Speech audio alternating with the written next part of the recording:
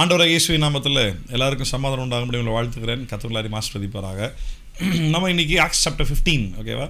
அப்போஸ்தலர் 15ஆம் அதிகாரம் நம்ம இன்றைக்கி பார்க்க போகிறோம். ஆக்ட்ஸ் சாப்டர் 14 வரைக்கும் பார்த்தோம். ஞாபகம் இருக்கா?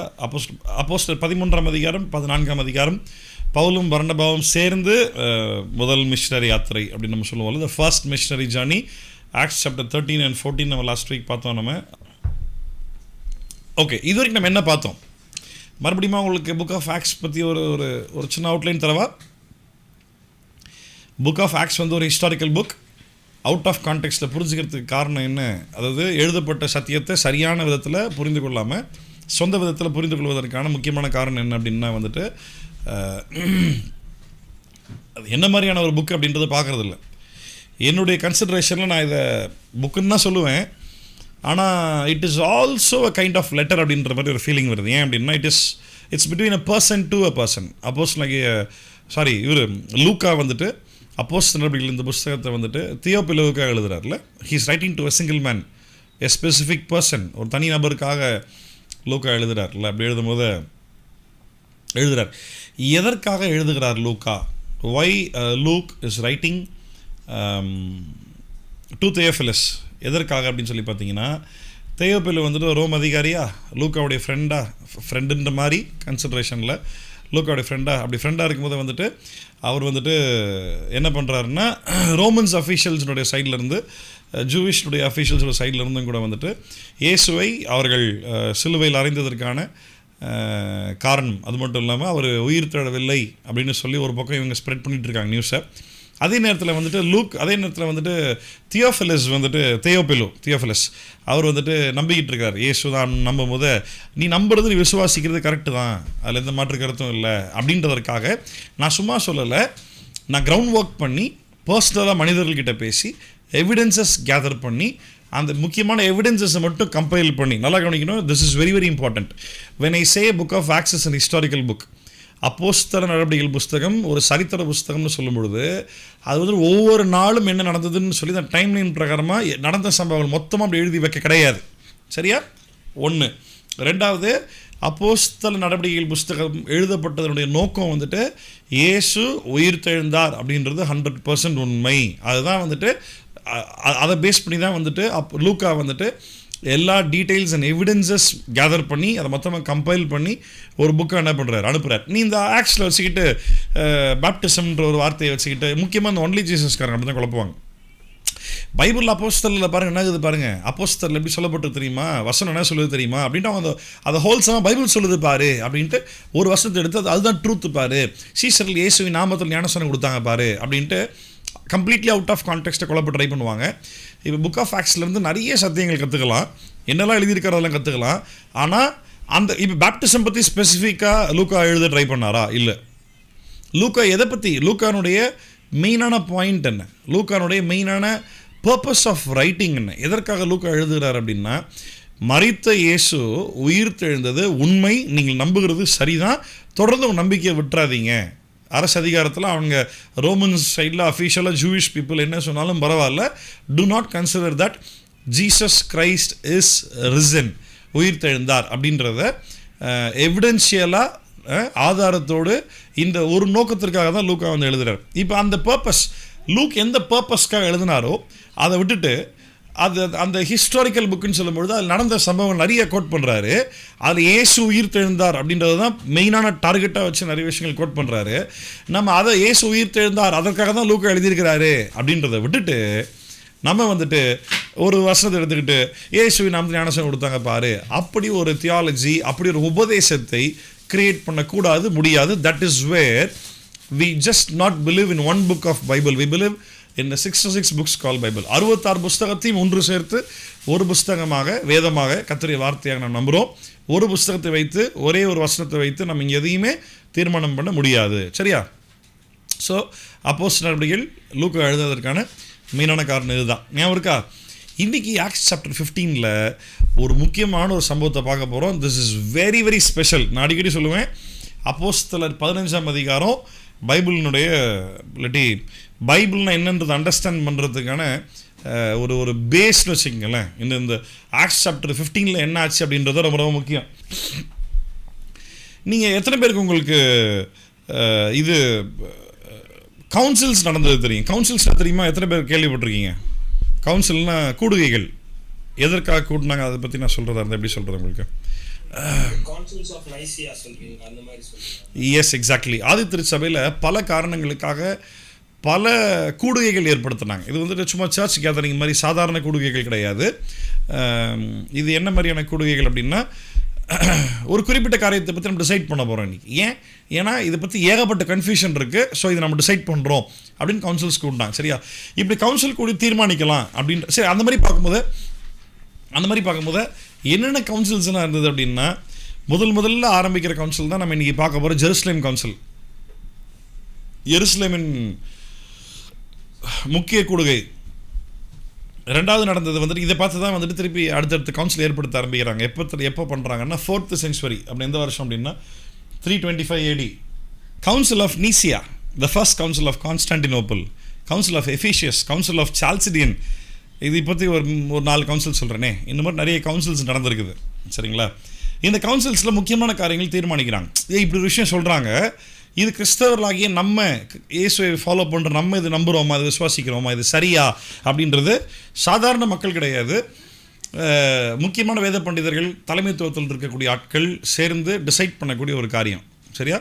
மெயினான டிசிஷன் மேக்கிங் நடந்திருக்குது அந்த கவுன்சில்ஸ்லே. அந்த மாதிரி ஆதி காலத்தில் நடந்த கவுன்சில்லையே திருத்துவம் தான் சரி, மற்றதெல்லாம் தப்பு அப்படின்றதெல்லாம் வந்துட்டு ஏற்கனவே தீர்மானம் பண்ணிடுறாங்க. அதெல்லாம் நடந்திருக்கு. நான் ஒரு நாளைக்கு கவுன்சில்ஸ் பற்றி மட்டுமே, what all the councils happened, என்னென்ன கவுன்சில்லாம் நடந்திருக்குது, எதற்காக இப்படி கவுன்சில் ஏற்படுத்தினாங்க, அதில் யார் யாரெல்லாம் இருந்தாங்க அப்படின்ற டீட்டெயில் கிடைக்குமான்றது தெரில. பட் ஐ வில் ட்ரை, முடிஞ்சளவு நான் முயற்சி செய்கிறேன். நான் என்னென்ன கவுன்சில்ஸ் ஏற்படுத்தியிருக்கிறாங்க அப்படின்றதையும், அந்த கவுன்சில் ஏற்படுத்தப்பட்ட நோக்கம் என்ன, அடுத்து அந்த கவுன்சில் எடுத்த தீர்மானம் என்ன, டிசிஷன் என்ன, இது எல்லாத்தையுமே வந்துட்டு ஒரு நாளைக்கு தனியாகவே ஒரு சப்ஜெக்டாகவே உங்களுக்கு நான் கண்டிப்பாக சொல்லித்தரேன். நான் கிறிஸ்தவம் என்பது ஒரு சரித்திரம். கிறிஸ்துவை பின்பற்றுவது அப்படின்றது நீங்கள் நானும் ஆளை பின்பற்ற ஆரம்பித்து நம்ம ஒன்றும் புதுசாக போய் யார்ட்டையும் சொல்லிக்கிட்டு இல்லை.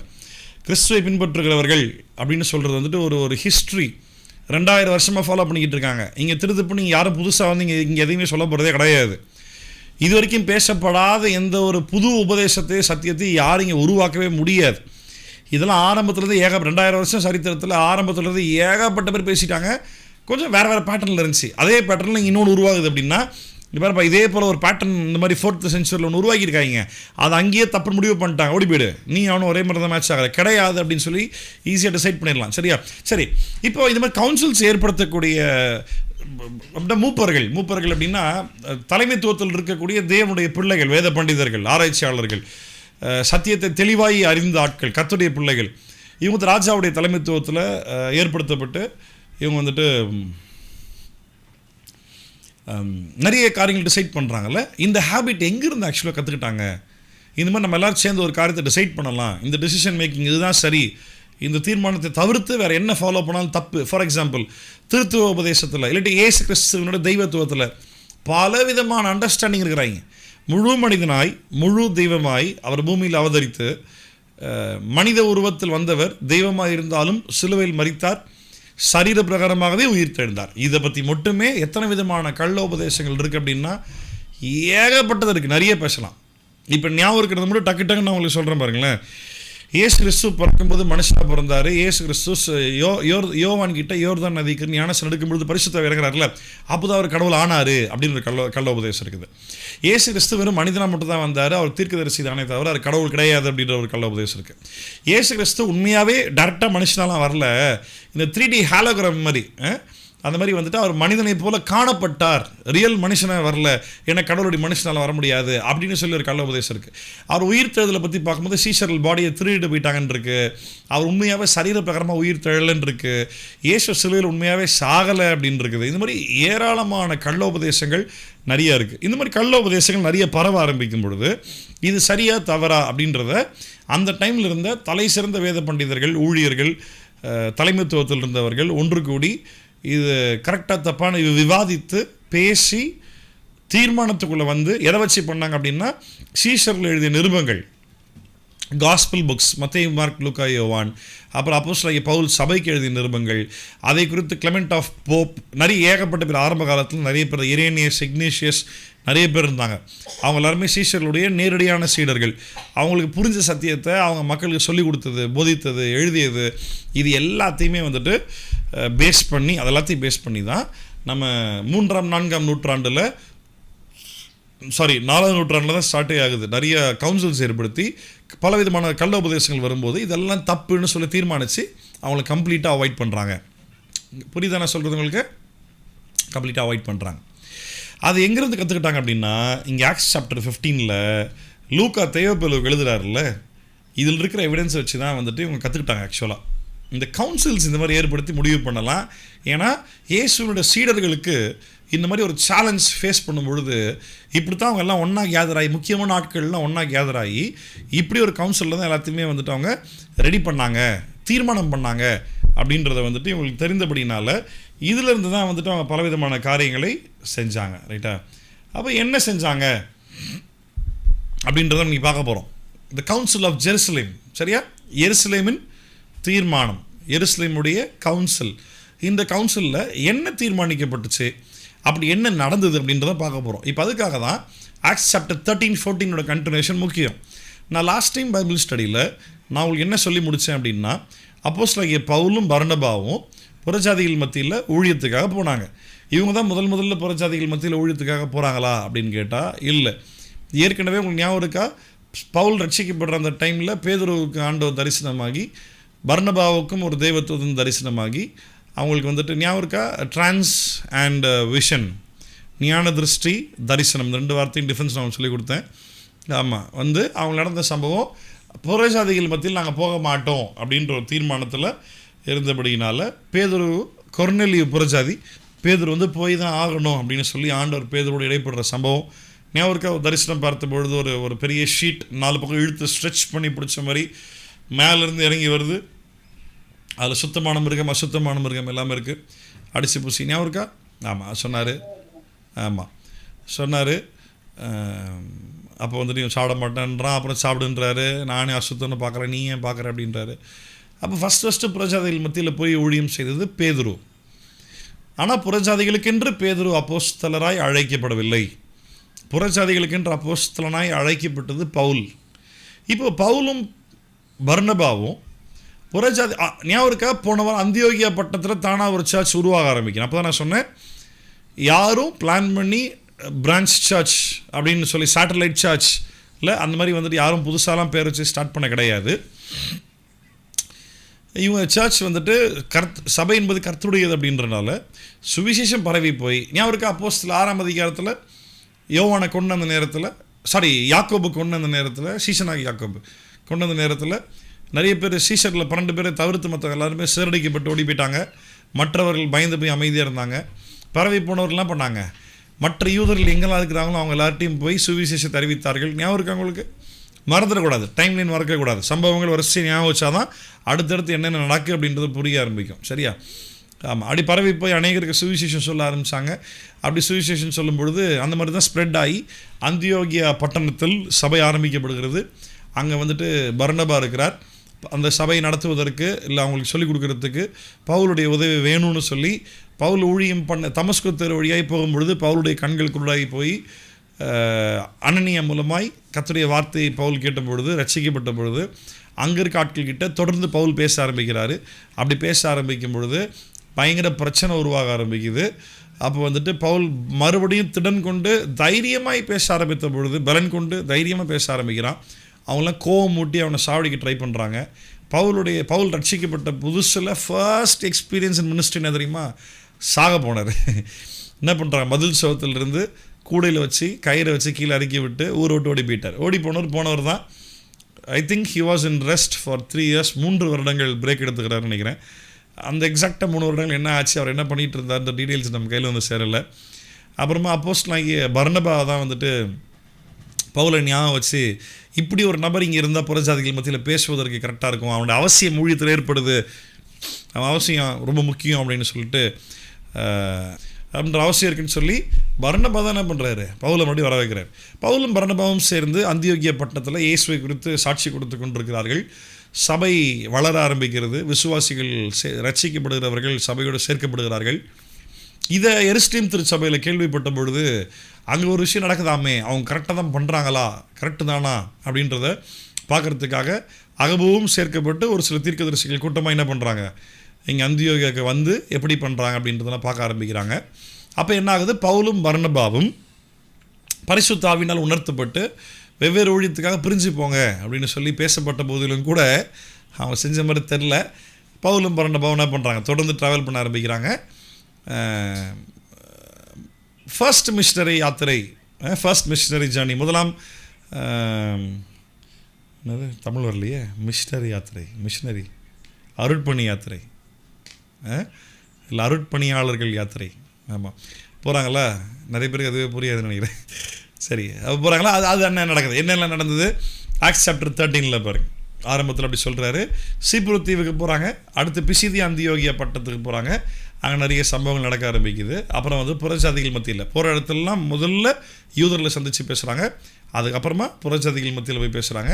அதுக்கப்புறம் ஈக்கோனியா பட்டத்துக்கு போகிறாங்க, லிஸ்திரா தெப்ரே பட்டணங்களுக்கு போகிறாங்க. அதை தொடர்ந்து திரும்பி அந்தியோகியாவுக்கு வந்துட்டாங்க. 14ஆம் அதிகாரம் கடைசியில் நம்ம என்ன பார்த்து முடித்தோம் லாஸ்ட்டாக, நம்ம what did we see in the last part of the 14th chapter என்ன பார்த்து முடித்தோம் அப்படின்னா, இவர்கள் சபைக்கும் தெரியப்படுத்துகிறார்கள், வெளியில் போய் ஊழியம் பண்ணதை இவர்கள் சபைக்கும் தெரியப்படுத்துகிறார்கள். அதே நேரத்தில் இவர்களுடைய மூத்தவர்கள் அப்படின்னா அனுபவத்தில் மூத்தவர்கள் அப்படின்றது இல்லை, சீஷர்கள் இயேசுவை நேரில் பார்த்தாங்கல்ல, பேதுரு, யாக்கோபு, யோவான், அவங்க வந்துட்டு இந்த 3 பேர் தான். கலாத்தியர் 1ஆம் அதிகாரம் வாசிச்சு பாருங்க, கலாத்தியர் 1ஆம் அதிகாரத்தில் இருக்கும். பேதுரு, யாக்கோபு, யோவான் இந்த 3 பேர் தான் எருசலேம் சபையினுடைய pillars, the pillars of the Jerusalem church, முக்கிய தூண்களாக இந்த 3 பேர் இருந்தாங்கன்னு சொல்லி சொல்லப்பட்டிருக்கோம். இந்த 3 பேரும் 12 சீஷர்களில், பேதுருவும் யோவானும் 12 சீடர்கள் ஒருத்தர். யாக்கோபு அப்படின்றது இயேசுவின் சகோதரனாக யாக்கோபு. இவங்க மோஸ்ட்லி மெயின் சர்ச்சில் ஜெருசலேமில் முதல்ல இருந்து அந்த யூத வழிபாடு வழியாய் இயேசுவை கண்டறிந்து அவர்கள் மெயினாக அங்கே இருக்கிறபடினால இவங்களோட முதலாம் மிஷனரி யாத்திரையை என்ன பண்ணுறாங்க, சபைக்கு தெரியப்படுத்தியது மாத்திரமல்ல, அங்கே இருக்க தன்னுடைய மூத்த ஊழியர்களுக்கும் என்ன பண்ணுறாங்க, இப்போ ரிப்போர்ட் தராங்க. ஏன்னு கேட்டிங்கன்னா, பவுல் வந்துட்டு மனிதனாலும் அல்ல மனிதன் மூலமாயும் அல்ல, தேவனே எனக்கு சகலத்தையும் போதித்தார் அப்படின்றது பவுல் சொல்கிறது உண்மை. ஆனாலும் அவர் ரட்சிக்கப்பட்ட புதுசில் 15 நாட்கள் பேதுருவோடு கூட தங்கியிருந்தார். அவரே சொல்கிறாரு, பேதுருவோடு தங்கியிருந்தார். பேதுருக்கிட்டது கேட்டு கற்றறிந்து பேதுருவையும் தாண்டி பயங்கரமான வெளிப்பாடு கர்த்தரால் பெறப்பட்டு பவுல் சபைக்கு எழுதி பேதுருடைய அழைப்பை சம்பந்தப்படுத்தி பேதுருவை கர்த்தர் பயன்படுத்துகிறாரு. பவுலுடைய அழைப்பு ஊழியங்களுக்கு ஏற்ற விதத்தில் பவுலை கர்த்தர் பயன்படுத்துகிறாரு. பேதுருவே சொல்கிறாரு, அவனுடைய நிருபங்கள் புரிந்து கொள்வதற்கு ரொம்ப அரிதாக இருக்குது அப்படின்னு சொல்லி பேதுருவே கன்ஃபஸ் பண்ணுற அளவுக்கு பவுலுடைய நிருபங்கள், எழுத்துக்கள், வெளிப்பாடுகள் அந்தளவுக்கு பயங்கரமாக இருந்தது. கர்த்தர் பவுலை பயன்படுத்தினார். சரியா, அதனால் பேதுருடைய பவுல் பெரிய ஊழியக்காரர் இல்லை, பவுலோட பேதுரு ஊழியக்காரன்ற அந்த ஒரு காம்படிஷனுக்குள்ளே போக வேண்டாம். அவங்களோட அழைப்பின்படி அவங்கள எப்படி பயன்படுத்தணுமோ கர்த்தரை பயன்படுத்தினார். ஆனால் ஊழியத்தினுடைய தலைமைத்துவமும் அவர்களால் அனுப்பப்பட்டவர்கள் நாங்கள், அவங்க தான் அனுப்புனாங்க அப்படின்ட்டு அந்த ஒரு இதை வந்துட்டு இவங்க ஒருபோதும் என்ன பண்ணலை, டினை பண்ணவும் இல்லை, மறுதளிக்கவும் இல்லை, அது அசட்டை நினைக்கவும் கிடையாது. ஆனால் இன்றைக்கி நிறைய பேர் அப்படி கிடையாது. தடி எடுத்தவெல்லாம் தண்டல்காரன்ற மாதிரி. ஆமாம், கையில் பைபிள் எடுத்து 2 பாட்டை பாடி கர்த்தர் நல்லவர், உனக்கு உன் வியாதியை சுகப்படுத்திடுவார் அப்படின்னு ஜோமனை தெரிஞ்சதுன்னா போதும், இவன் உடனே ஒரு இண்டிவிஜுவல் ஊழியக்காரனாயிடுறான். ஒரு தலைமைத்துவம் இல்லை, ஒரு நடத்துதல் இல்லை, ஒரு கவுன்சில் இல்லை, ஒரு கன்சல்ட் இல்லை விசாரிக்க இல்லை, தனக்கு மேலே கேள்வி கேட்க ஆள் இல்லை, இவரே ராஜா இவரே மந்திரி, அவ்வளோதான், முடிஞ்சு போச்சு மொத்தமாகவே. அப்படி இருப்பது சரியில்லை. சரியா, அப்படி இருப்பது சரியில்லை. இந்த ப்ராக்டிஸ் எங்கேருந்து வந்தது, யார் சொல்லிக் கொடுத்தா, எங்கேருந்து கற்றுக்கிட்டாங்க, இந்த கவுன்சில்ஸ் எல்லாம் ஏற்படுத்தும் பொழுது எங்கேருந்து இந்த கவுன்சில்கள் நடந்தது, எப்படி கற்றுக்கிட்டாங்கன்னா, ஆக்ட்ஸ் சாப்டர் 15 ஒரு முக்கியமான கவுன்சில். சரியா, வெரி இம்பார்ட்டன்ட் கவுன்சில். இதில் ஒரு கிரிட்டிக்கலான ஒரு கண்டென்ட் இருக்குது, அதை நான் உங்களுக்கு சொல்லலாமான்னு தெரில. ஒரு தேரின ஒரு சில பேர்கள்கிட்ட மட்டும் நான் பேசியிருக்கிறேன். நான் பார்ப்போம், இன்றைக்கி ஆவியானவர் என் மனசில் உணர்த்தினார்னா அதையும் சொல்லி தருவேன், இல்லாட்டி பர்பஸ்ஃபுல்லாகவே நான் கண்டிப்பாக சொல்லி தர மாட்டேன். பார்ப்போம், let's see how it is going, எப்படி போகுதுன்னு சொல்லி பார்ப்போம். நம்ம அப்போஸ்தலர் 15ஆம் அதிகாரம் என்ன கவுன்சில், எங்கே ஸ்டார்ட் ஆகுது? புறஜாதிகள் மத்தியில் பவுலும் பர்னபாவும் பல நாடுகள் வழியாய் போய் ஊழியம் செய்து அதில் மார்க் பாதியில் ஓடிறாருல, ஞாபகம் இருக்கா? மார்க் ரிட்டர்ன் ஜெருசலேமுக்கு வந்துடுறாரு. பார்ப்போம், நம்ம பார்த்தோம் ஏற்கனவே. பவுலும் பர்னபாவும் ரிட்டர்ன் வந்து சபைக்கு அந்தியோகிய சபைக்கு ரிட்டன் வந்து சபையில் நடந்த சம்பவங்கள் புறஜாதிகள் மத்தியில் போனதும் அதை நடந்து சாங்க எப்படிலாம் ஆவியானவர் அவங்க மேலே கிரியை செய்தார், என்னென்ன ப்ராப்ளம்ஸ் ஃபேஸ் பண்ணாங்க. எஃபிஷியன் சர்ச்சிட்ட சொல்கிறார்ல, நான் எபேசுவில் கொடிய மிருகங்களை சந்தித்தேன், துஷ்ட மிருகங்களை சந்தித்தேன் சொல்கிறாரா இல்லையா? அங்கே அவர் பட்ட ப்ராப்ளம்ஸ் வந்து சர்ச்சுக்கு எழுதுறார், அவரே தெரியப்படுத்துகிறார். So it is very important, ரொம்ப ரொம்ப முக்கியம். நீங்கள் என்ன ஊழியம் பண்ணுறீங்க, யார்கிட்ட இயேசுவை பற்றி பேசுகிறீங்க, உங்களுக்கு தனியாக ஊழியெல்லாம் கிடையாது. நல்லா யாருக்குமே இங்கே தனியாலாம் ஊழியெல்லாம் கிடையாது. நான் இதை ஏற்கனவே ஒரு முறை சொல்கிறேன், நீ அவருக்கு மறுபடியும் சொல்கிறேன். உங்கள் எல்லாருக்குமே தனித்தனியாக காலிங் இல்லை, நல்லா புரிஞ்சுக்க முதல்ல. அப்படி தனியாக ஒரு காலிங் இருக்குது அப்படின்னா காலிங் இருக்கும், தனியாக தரிசனம் கிடையாது. நல்லா அண்டர்ஸ்டாண்ட் பண்ணணும். ஆண்டவரே நான் என்ன ஆண்டவரை பண்ணணும், இன்னொரு விஷயம் தாங்க கேட்காத. உங்களை எல்லாரையும் ஆண்டவர் என்கிட்ட கொடுத்துருக்கிறாருன்னா எனக்கு ஒரு தரிசனத்தை, ஒரு பாரத்தை கொடுத்துருக்கிறார், ரைட்டா? அந்த தரிசனத்தை, அந்த பாரத்தை நிறைவேற்றுவது தான் என்னுடைய வேலை இல்லை, நம்முடைய வேலை. உங்களில் சில பேர் டீச்சர்ஸாக அழைக்கப்படலாம், சில பேர் ப்ராஃபட்ஸாக அழைக்கப்படலாம், சில பேர் பாஸ்டர்ஸாக அழைக்கப்படலாம், சில பேர் எவாஞ்சலிஸ்டாக அழைக்கப்படலாம். ஆனால் எதன் அடிப்படையில் இந்த ஊழியத்தை நீங்கள் செய்ய போகிறீங்கன்னு கேட்டால், break the tradition, bring the truth அப்படின்ற அடிப்படையில் சர்ச் ஆஃப் லிவிங் காட் மூலமாக தான் செய்ய போகிறீங்க. அது ஒருபோதும் மறக்காதீங்க, சரியா? சர்ச் ஆஃப் லிவிங் காட்ன்றது தனியாக ஒரு பேனரோ தனியாக ஒரு நேம் போர்டெலாம் கிடையாது. சர்ச் ஆஃப் லிவிங் காட்னு சொன்னால் the foundation and pillar of truth, 1 தீமோத்தேயு 3:15. அதன் அடிப்படையில் தான் நம்ம சர்ச் நேம், நம்மளுடைய சர்ச் விஷன் அண்ட் மிஷன் அமைஞ்சிருக்குது. அதில் நம்ம செயல்படக்கூடிய நோக்கம் break the tradition, bring the truth. பாரம்பரியத்தை உடைக்க வேண்டும், சத்தியத்தை கொண்டு வர வேண்டும். நீ அப்போஸ்தலனாக அழைக்கப்படு, தீர்க்கதரிசியாக அழைக்கப்படு, சுவிசேஷனாக அழைக்கப்படு, மெய்ப்பனா போதகனாக அழைக்கப்படு. உனக்கு அழைப்புகளை கர்த்தர் நிச்சயமாய் தருவார். அழைப்பில் எந்த குறைவோ மாற்றமோ கிடையாது. என்னை போல உங்களையும் பல விதங்களில் கர்த்தர் அழைப்பை புரிய வைப்பார். ஆனால் தனியாக ஒரு தரிசனம் இல்லை, அது நல்லா புரிஞ்சுக்கும். எனக்கு ஒரு தனி ஒரு விஷன் கர்த்தர் கொடுத்துருக்காரு பாஸ்டர் அப்படின்னா அது பிரிவினையை கர்த்தர் ஒருபோதும் அனுமதிக்க மாட்டார். அதுதான் நான் லாஸ்ட் டைம் போதிக்கும் போது பவுலையும் பர்னபாவையும் பிரிந்து போக சொல்லி ஆவியானவர் சொன்னதற்கான கான்டெக்ஸ்ட் அண்ட் கல்ச்சர் நான் தெளிவாக சொல்லி கொடுத்தேன். அது ஏன் இந்த காலத்தில் இல்லைன்றதுன்னு சொல்லி கொடுத்தேன். ஞாபகம் இருக்கா உங்களுக்கு? ஞாபகம் இருந்தால் கர்த்தர் ஆசீர்வதிப்பார், சரியா? ஞாபகம் இல்லைனாலும் ஆசீர்வதிக்கிட்டோம். அப்போது Acts chapter 15. So what is happening? அந்தியோகியாவில் சபைக்கு தெரியப்படுத்தினாங்க. அதை தொடர்ந்து நாங்கள் ஊழித்து போனோம், பிசாசுகளை துரத்தினோம், வியாதிகளை சுகப்படுத்தினோம், அற்புதங்கள் நடந்தது. பேதுரு பண்ண அதே அற்புதத்தை பவுலாகிய நானும் இங்கே பண்ணிட்டேன், இப்போ நானும் பேதுரு ஈக்குவல், நான் என்ன போய் எங்கள் ரிப்போர்ட் சொல்லணுமா? அப்படிலாம் கிடையாது. பவுலும் பர்னபாவும் போய் என்ன பண்ணுறாங்க? ரிப்போர்ட் சொல்கிறாங்க. பேதுரு என்ன பெரிய பேதுரோ, நான் கூட தான் பேசுவேன், நான் கூட தான் இது பண்ணுவேன், நான் கூட தான் அற்புதம் செய்வேன். அந்த ஒரு என்ன சொல்ல, அந்த ஒரு திமிரும் தெனாவட்டும் என்ன பண்ணுறக்கூடாது, நம்மளுக்கு என்றைக்குமே வந்துடக்கூடாது, சரியா? ஆமாம். அப்படி இருந்தும் கூட, அப்படி ஒரு சம்பவத்தை செய்த போதிலும் கூட, கர்த்தர் பவுலை பயன்படுத்தினாலும் கூட பேதுரு கிட்ட போய் ரிப்போர்ட், நடந்த சம்பவங்களை தெரியப்படுத்துகிறார்கள். அப்போ தெரியப்படுத்தும் பொழுது ஒரு கன்ஃபியூஷன் வந்து, ஒரு கவுன்சில் ஏற்படுத்தி ஒரு டிசிஷன் மேக்கிங் சிச்சுவேஷன் வந்துடுது. ஒரு தீர்மானிக்க வேண்டிய ஒரு சூழ்நிலை வந்து அப்படின்னால ஒரு கவுன்சில் ஏற்படுத்தி ஒரு முக்கியமான தீர்மானத்தை பண்ணுறாங்க. வாசிக்கலாம் என்னன்ட்டு. சிலர், அப்போஸ்தலர் 15ஆம் அதிகாரம் முதல்ல இருந்து, சிலர் யூதேயாவிலிருந்து வந்து, நீங்கள் மோசேயினுடைய முறைமையின்படி விருத்த சேதனம் அடையாவிட்டால் ரட்சிக்கப்பட மாட்டீர்கள் என்று சகோதரருக்கு போதகம் பண்ணினார்கள். நல்லா கவனிங்க, இந்த அப்போஸ்தலர் 15ஆம் அதிகாரம் ரொம்ப ரொம்ப இம்பார்ட்டண்ட்டான ஒரு சப்ஜெக்ட். எத்தனை பேரால் வீடியோஸ் ஆன் பண்ணி உட்கார முடியுமோ தயவு செய்து வீடியோ ஆன் பண்ணி உட்காரு. நான்லாம் வந்துட்டு ஒரு காலத்தில் எனக்கு ஆண்டவர் சத்தியத்தை புரிய வச்ச போது, புது உடன்படிக்கை நல்லா புரிஞ்சிருச்சு, ஏன் இது டேரெக்டாக பைபிளில் இல்லை, சே இது மாதிரி எதனா ஒன்று இருந்தால் இப்படி தான் இருக்குது பாருப்பா அப்படின்னு அழகாக காட்டிடலாமே அப்படின்னு நிறைய நான் ஃபீல் பண்ணியிருக்கிறேன். அப்போ ஆண்டவர் என்னது கண்ணில் காட்டின சம்பவம் தான் அந்த அப்போஸ்தலர் 15. ஒரு ஊழியக்காரர் சொல்லும்போது கேட்டு ஏதோ ஒரு வீடியோ சும்மா ரேண்டமாக வந்துச்சு. அப்படி பார்க்கும்போது இரு என்ன சொல்கிறார், எங்கே இருக்குது அப்படின்னு எடுத்து படித்து பார்த்த பொழுது இவ்வளோ பளிச்சுன்னு இருக்குது. இதுதான் எவிடன்ஸ், இதுதான் உண்மை, இதுதான் சத்தியம், நியூ கவர்னன்ட்டுக்கு இதுதான் ஆதாரம். எருசலேம் சர்ச்சில் டிசிஷன் எடுத்துருக்கிறாங்க, லெட்டர் எழுதி அனுப்பியிருக்கிறாங்க. இதோட வேறு என்ன வேணும்ட்டு அன்னிலேருந்து அப்போஸ்தலர் 15 எல்லாருக்கும் பேச ஆரம்பிச்சிட்டேன், சரியா? ஸோ உங்களுக்கு இதுதான் எவிடன்ஸ். இன்றைக்கி உடன்படிக்கையின் வித்தியாசங்கள் பற்றி பேசும்பொழுது அப்போஸ்தலர் 15ஆம் அதிகாரம் இல்லாமல் உங்களால் யாரையும் கன்வின்ஸ் பண்ண முடியாது. This is the word of God, this is the truth. அப்போஸ்தலர் 15 பைபிளை சரியான விதத்தில் பகுத்து ஆராய்ந்து பார்ப்பதற்கு, இல்லாட்டி பகுத்து புரிந்து கொள்வதற்கு பயங்கரமாக ஹெல்ப் பண்ணும், மறந்துடாதீங்க. யூதேயாவிலிருந்து அதில் ஒரு சின்ன சின்ன விஷயங்களை பார்க்க போகிறோம், கவனிங்க. சிலர் யூதேயாவிலிருந்து வந்து, நீங்கள் மோசேயினுடைய முறைமையின்படி விருத்த சேதனம் அடையாவிட்டால் ரட்சிக்கப்பட மாட்டீர்கள் என்று சகோதரருக்கு போதகம் பண்ணினார்கள். இப்போ கவனிங்க, ஏர்லி சர்ச்சில் பைபிள் இல்லை, கரெக்டாக பைபிள் என்பது இல்லை. பரிசுத்தாவில் நடத்தப்பட்டார்கள். அழைக்கப்பட்ட சீஷர்கள், பழைய ஏற்பாட்டில் சொல்லப்பட்ட தீர்க்கதரிசன வார்த்தைகள் எல்லாமே இந்த இயேசு தான் எங்கெல்லாம் புரியுதோ அதெல்லாம் எடுத்து வச்சு பேச ஆரம்பிக்கிறாங்க, சொல்லிக் கொடுக்க ஆரம்பிக்கிறாங்க. ஆவியில் ஏவப்பட்டு சத்தியத்தை சபைக்கு பேச ஆரம்பிக்கிறாங்க. நிருபங்களாக எழுதி, போக முடியாத தருணத்தில் நிருபங்களாக எழுதி அனுப்பி விடுறாங்க. இது எல்லாத்தையும் கம்பைல் பண்ணி பைபிள் ஆக்குனது கிபி 365 நினைக்கிறேன், 65 85 சம்திங் அந்த டைமில் தான். 4th century. தோராயமாக முதல் ஒரு 250 வருஷத்துக்கு மேலே, 350 வருஷம், தோராயமாக ஒரு 350 வருஷம் கிட்டத்தட்ட பைபிள்னு சொல்கிறது எதுவுமே கிடையாது. ஆனால் தேவராஜ்யம் பயங்கரமாக வளர்ந்துச்சு, சீஷர்கள் கூட்டம் பயங்கரமாக பெருகுச்சு. பைபிள் வச்சுக்கிட்டு வாசில் யாரும் ஃபாலோ பண்ணலாம் இல்லை. ஞாபகம் இருக்கா? எரேமியா 32 அதிகாரம் நினைக்கிறேன். அப்புறமா அதே போல் எபிரேயர் 8 அதிகாரத்தில் அந்த எரேமியாவோட சம்பவத்தை எபிரேயர் ஆக்கியோன் கோட் பண்ணுறாரு.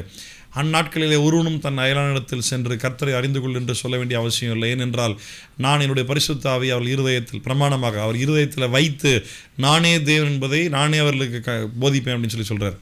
That is what happened in the first century. எரேமியா தீர்க்கதரிசன வார்த்தை அப்படியே நடந்தது. சரியா? இன்றைக்கி அதுதான் நம்ம பார்க்க போகிறோம். நம்ம அப்போ என்ன ஆகுது?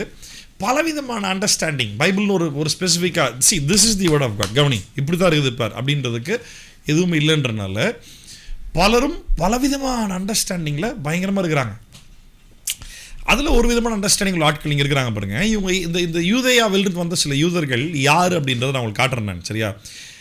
அதுக்கு முன்னாடி இந்த யூதர்கள் யாருமே இயேசுவை ஏற்றுக்கொள்ளாமல் சிலுவையில் அறைஞ்ச யூதர்கள் கிடையாது. இவர்கள் யூத பின்னணி உள்ளவர்கள், ஆனால் இயேசுவை விசுவாசிக்கிறவர்கள். சரியா? ரட்சிக்கப்பட்டவங்க. இப்போ ஆனால் என்ன பிரச்சனை தெரியுமா? இன்னும் பிரமாணத்தை விட்டு கொடுக்கவே கிடையாது. என்ன சொல்கிறாங்க? நீங்கள் மோசேயினுடைய முறைமையின்படியே விருத்த சேதனம் அடையாவிட்டால் ரட்சிக்கப்பட மாட்டீர்கள் என்று சகோதரருக்கு போதகம் பண்ணினார்கள். எங்கேருந்து வந்தாங்க? யூதேயாவிலிருந்து வந்தாங்க. சரியா? யார்கிட்ட வந்தாங்கன்னு தெரியுமா? தெரியாது. யார்கிட்ட வந்தாங்க இங்கே சொல்லப்படலை. கலாத்தியர் 2 அதிகாரத்தில் பாருங்கள். கலாத்தியர் 2 அதிகாரத்தில் இங்கே பவுல் அதே விஷயத்தை இங்கே கலாத்தியருக்கு பவுல் எழுதுகிறாரு. 2 அதிகாரம் 11 வாசிச்சா தெரியும். நானும் கருத்துள்ள தரித்திரரை இணைத்துக் கொள்ளும்படி மாத்திரம் சொன்னார்கள். அப்படி செய்யும்படி நான் செய்ய முடியாது. அதற்கு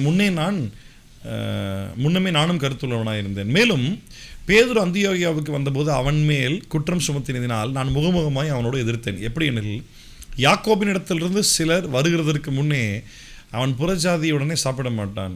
அவர்கள் வந்தபோதோ விருத்த சேதனம் உள்ளவர்களுக்கு பயந்து, புறஜாதியுடனே சாப்பிட்டான். அவர் வந்தபோதோ விருத்த சேதனம் உள்ளவர்களுக்கு பயந்து விலகி பிரிந்தான். மற்ற யூதரும் அவனுடைய கூட மாயம் பண்ணினார்கள். அவருடைய மாயத்தினாலே பர்னபாவும் இழுப்புண்டான். இப்படி அவர்கள் சுவிசேஷத்தின் சத்தியத்திற்கு ஏற்றபடி சரியாய் நடவாததை நான் கண்டபொழுது எல்லாருக்கும் முன்பாக நான் பேதுருவை நோக்கி சொன்னது என்னவென்றால், யூதனாய் இருக்கிற நீர் யூத முறைமையாக நடவாமல் புறஜாதியார் முறைமையாக நடந்து கொண்டிருக்க புறஜாதியாரை யூதர் முறைமையாக நடக்கும்படி நீர் எப்படி கட்டாயம் பண்ணலாம்? புறஜாதியார் பிறந்த பாவிகளாயிராமல் ஸ்வாபத்தின்படி யூதராய் இருக்கிற நாமும் இயேசு கிறிஸ்துவை பற்றும் விருத்த சேதனத்தினாலே அன்றி நியாய பிரமாணத்தின் கிரியைகளினாலே மனுஷன் நீதிமானாக்கப்படுவது இல்லை என்று அறிந்து, நியாய பிரமாணத்தின் கிரியையினால் அல்ல கிறிஸ்துவை பற்றும் விசுவாசத்தினாலே நீதிமான்கள் ஆக்கப்படும்படிக்கு கிறிஸ்து இயேசுவின் மேல் விசுவாசிகளானோம். நியாய பிரமாணத்தின் கிரியினாலே எந்த மனுஷரும் நீதிமானாக்கப்படுவதில்லையே. இவங்க எந்த ஆட்கள்? ஸ்வாபத்தின்படி யூதராயிருக்கிற நாமும், அதே ஜூவிஷ் பீப்புள் ஃப்ரம் ஜுடேயா. ரைட்டா? அப்போஸ்தலர் 2 அதிகாரத்தில் பாருங்கள். இந்த யூதர்கள் யாருன்னு கேட்டிங்கன்னா, யூதேயாவிலிருந்து யாக்கோபு கிட்டேருந்து வந்த ஆட்கள். யூதேயாவிலிருந்து வராங்கல்ல, யார்கிட்டேருந்து வந்தவங்க இப்போ கலாத்தியர் 2 அதிகாரத்தில் படித்தோம். யாக்கோபினிடத்திலிருந்து வந்த யூதர்கள். சரியா? அது ஏன் அப்படின்றத பார்ப்போம். நான் நீங்கள் சொல்கிறேன்னு நினைக்கிறேன். சரி, வாசிக்கலாம். 2வது வருஷத்திலிருந்து. அதனாலே அவர்களுக்கும் பவுல் பர்னபா என்பவர்களுக்கும் மிகுந்த வாக்குவாதமும் தர்க்கமும் உண்டான போது அந்த விஷயத்து நிமித்தம் பவுலும் பர்னபாவும் அவர்களை சேர்ந்த வேறு சிலரும் எருசலேமில் இருக்கிற அப்போஸ்தல இடத்திற்கும் மூப்பர் இடத்திற்கும் போக வேண்டும் என்று தீர்மானம் பண்ணினார்கள். கவனிச்சிங்களா? இவங்களே அப்போஸ்தல அழைப்புள்ளவங்க தான். ஒரு கன்ஃபார்மாக தெரியும். பட் ஸ்டில் கிராஸ் செக் பண்ணிக்கலாம். நம்ம அழைப்பு இருக்கக்கூடிய இதே போல் ஆட்கள் இதை பற்றி என்ன நினைக்கிறாங்கன்றதை கேட்டு ஒரு அண்டர்ஸ்டாண்டிங்குள்ளே வரலாம் அப்படின்னு சொல்லிட்டு பவுலும் பர்னபா எங்கே போக போகிறாங்க? எருசலேமில் போய் பேதுருவை சந்தித்து பேச போகிறாங்க. சரியா? என்ன ப்ராப்ளம்? இப்போ நிறைய பேர் சொல்லுவாங்க ஆர்கியூ பண்ணக்கூடாது. நான் இப்போ சமீபமாக ஒரு லாங் ஜேர்னி போயிருந்தேன், வெளியே போயிருந்தேன். அங்கே போய் ஒரு சிஎஸ்ஐ பிலிவர் ஒருத்தர் வீட்டில் தங்கியிருந்தேன். நேற்று இது நடந்த சம்பவம் வந்துட்டு திங்கக்கிழமை சாயந்தரம், முந்தா நேற்று சாயந்தரம் மத்தியான டைமில் 3 மணி 3:30 மணி டைமில் அவர்கிட்ட பேசிக்கிட்டு இருந்தப்போ பேசவே விடலை. நான் திருப்பி இப்படியே கேட்டே இருந்தேன், ஏன் அங்கிள் என்னை பேச விட மாட்டேங்கிறீங்க, ஏன் அங்கிள் என்னை பேச விட மாட்டேங்கிறீங்க, நான் பேசுகிறது கேட்டால் தானே நான் என்ன சொல்ல வரேன்னு தெரியும். சார் சொல்லுப்பான்னு ஒரு ஸ்டேட்மெண்ட் சொல்ல ஆரம்பிச்சோன்னா படக்குன்னு குறுக்க போது அவர் பாட்டு. நான் இன்னும் பேசவே இல்லை, என்ன சொல்லவே இல்லை, என்ன பேச விடுங்க, பேசுறேன்னு சொல்லியிருந்தேன். ஏன்னா அவங்க அதை கேட்க விருப்பமும் கிடையாது, கேட்கவும் மாட்டாங்க, தெரிஞ்சுக்கவும் மாட்டாங்க. அவங்க தெரிந்து கொள்கிறதுக்கு எந்த ஒரு ஆர்வமும் எந்த ஒரு விருப்பமும் இல்லை. அவர் திருப்பி என்ன சொல்கிறேன்னு தெரியுமா, என்னை பேச விடாமல் ஃபுல்லாக ஸ்டாப் பண்ணுறது அவர் தான். கேட்கவே தயாராக இல்லை. ஏன்னா நான் சொன்ன ஒரு சில விஷயங்கள் அவருக்கு புரியவே இல்லை, மண்டைக்கு ஏறவே இல்லை. ஆனால் ஒரு விதத்தில் அவருக்கு புரியுது, ஐயோ நம்ம அண்டர்ஸ்டாண்டிங் தப்பாக இருக்குதோ அப்படின்றது புரியுது. வயசாகிடுச்சு, இப்போ போய் எப்படி நம்ம தப்புன்னு ஒத்துக்க முடியும் அப்படின்ற ஒரு ஈகோ. அது தர்க்கம் வந்துடும், ஆர்கியூமெண்ட் வந்துடும். ஆர்கியூலாம் பண்ணக்கூடாது. நான் ஒரு பாயிண்டில் உண்மையை விட்டேன், இது வேஸ்ட்டு, சும்மா டைம் வேஸ்ட், எதுக்கு பேசிக்கிட்டேன் அப்படின்னு. கரெக்டாக சொல்கிறீங்க அங்கிள் அப்படின்ட்டு அப்படியே விட்டேன். இது இது இது இது வேலைக்கே ஆகாது, இது ஒரு தண்ட பீஸ் இது அப்படின்ட்டு விட்டேன். இது நான் ஆர்கியூ பண்ணக்கூடாதுன்னு யார் சொன்னால்? விசுவாசி. இப்போ நல்லா கவனிங்க, இங்கே இந்த யூதர்கள் யாருமே வந்துட்டு அவிசுவாசி இல்லை, விசுவாசிகள் தான்.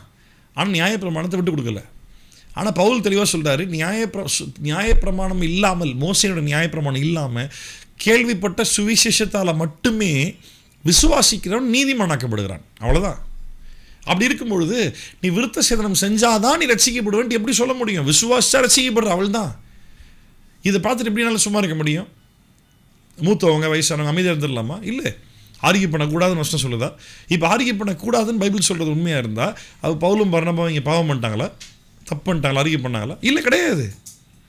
நம்ம ஆர்கியூ பண்ணக்கூடாதுன்ற ஒரே பாயிண்ட்டை வச்சுக்கிட்டு கர்த்தருடைய வார்த்தையை பிழையாய் பேசினாலும் நம்ம சகித்துட்டு போயிடலாம். அது ஆக்சுவலாக சகிச்சுட்டு போகிறது இல்லை. பாயிண்ட் நம்பர் 1 நமக்கு ஆன்சர் தெரியாது. பாயிண்ட் நம்பர் 2 நம்ம ஒருத்தரை விரோதிக்க தயாராக இல்லை. சத்தியத்திற்காக யாரை வேணாலும் விரோதிக்கலாம். சத்தியத்தை புறம்பாய் பேசுகிறவன் ரட்சிக்கப்பட்டவனாக இருந்தாலும், உன் கூட பிறந்தவனாக இருந்தாலும், உன் பெற்றவங்களாக இருந்தாலும், அவன் கிறிஸ்து இயேசுவுக்குள்ளே உன்னுடைய சகோதர சகோதரிகள் அல்ல. அது முதல்ல புரிஞ்சுக்கோ. அங்கே காம்ப்ரமைஸ் ஆகவே கூடாது.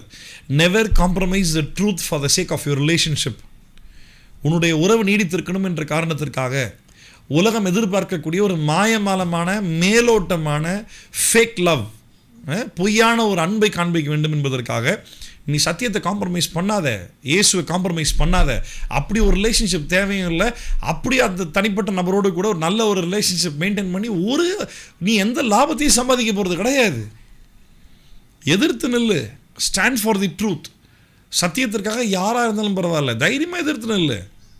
இன்றைக்கி கூட தான் என்னால் ஃபீஸ் பே பண்ண முடியாது, ரொம்ப ஹையாக இருக்குது அப்படின்றத சொல்கிறதுக்காக போனேன் நான். அங்கே போயிட்டு வந்துட்டு சரி இதை பற்றி ஆனால் பேசிவிட்டு அவங்க இன்சல்ட்டாக ஃபீல் பண்ணிட்டாங்கன்னா அப்புறம் நம்ம வேலை ஆகலைன்னா, வேலையாக தேவை. உன்னை நடத்துறது கர்த்தர். இதுனா கதையாகுது. உன்னை கர்த்தர் நடத்துகிறாரு. எப்படி உன் தேவையை கர்த்தரை சந்திப்பார். இவங்ககிட்ட போய் பம்பிக்கிட்டு சோப் போட்டுன்னு வாய்ப்பு கிடைக்கும் போது சத்தியத்தை பேசாமல் விட்டு கொடுத்து போய் உன் காரியத்தை நீ செஞ்சுக்கிட்டீங்கன்னா நீ ஒரு காரியவாதி, நீ கிறிஸ்தவனே கிடையாது. உனக்குள்ளே தேவன் தந்த ஆவியே வேஸ்ட்டு, கிடையவே கிடையாது.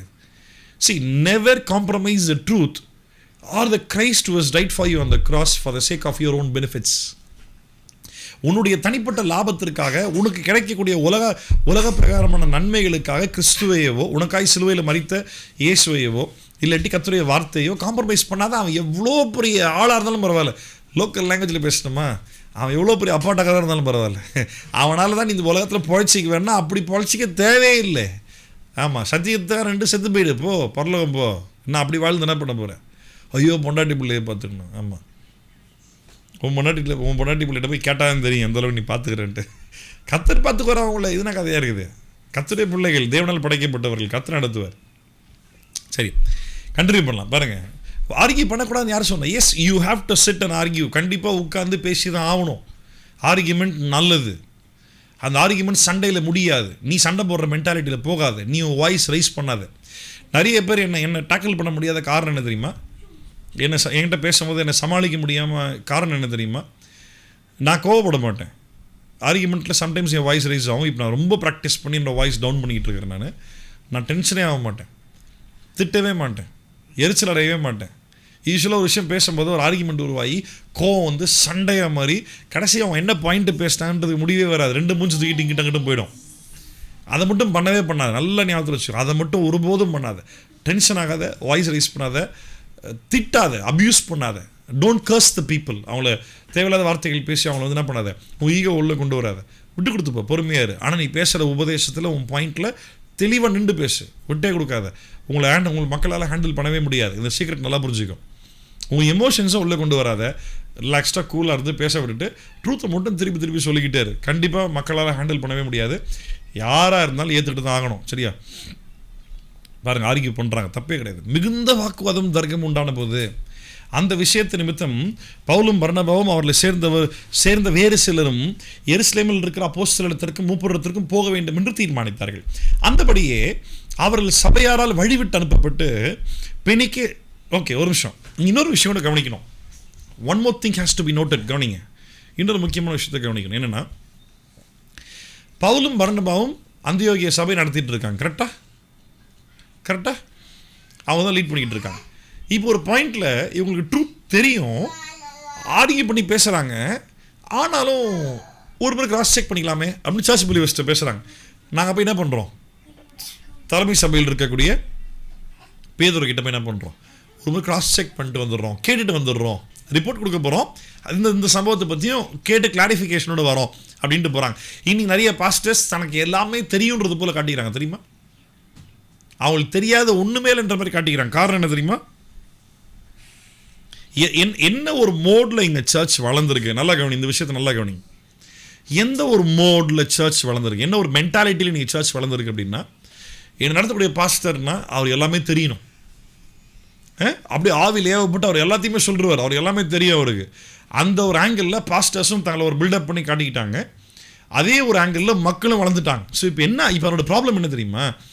இந்த பாஸ்டருக்கு தெரியாத ஒரு விஷயத்த தெரியாதுன்னு சொல்கிறதுக்கான வாய்ப்பு இங்கே அமையலை. வாய்ப்பு இல்லை.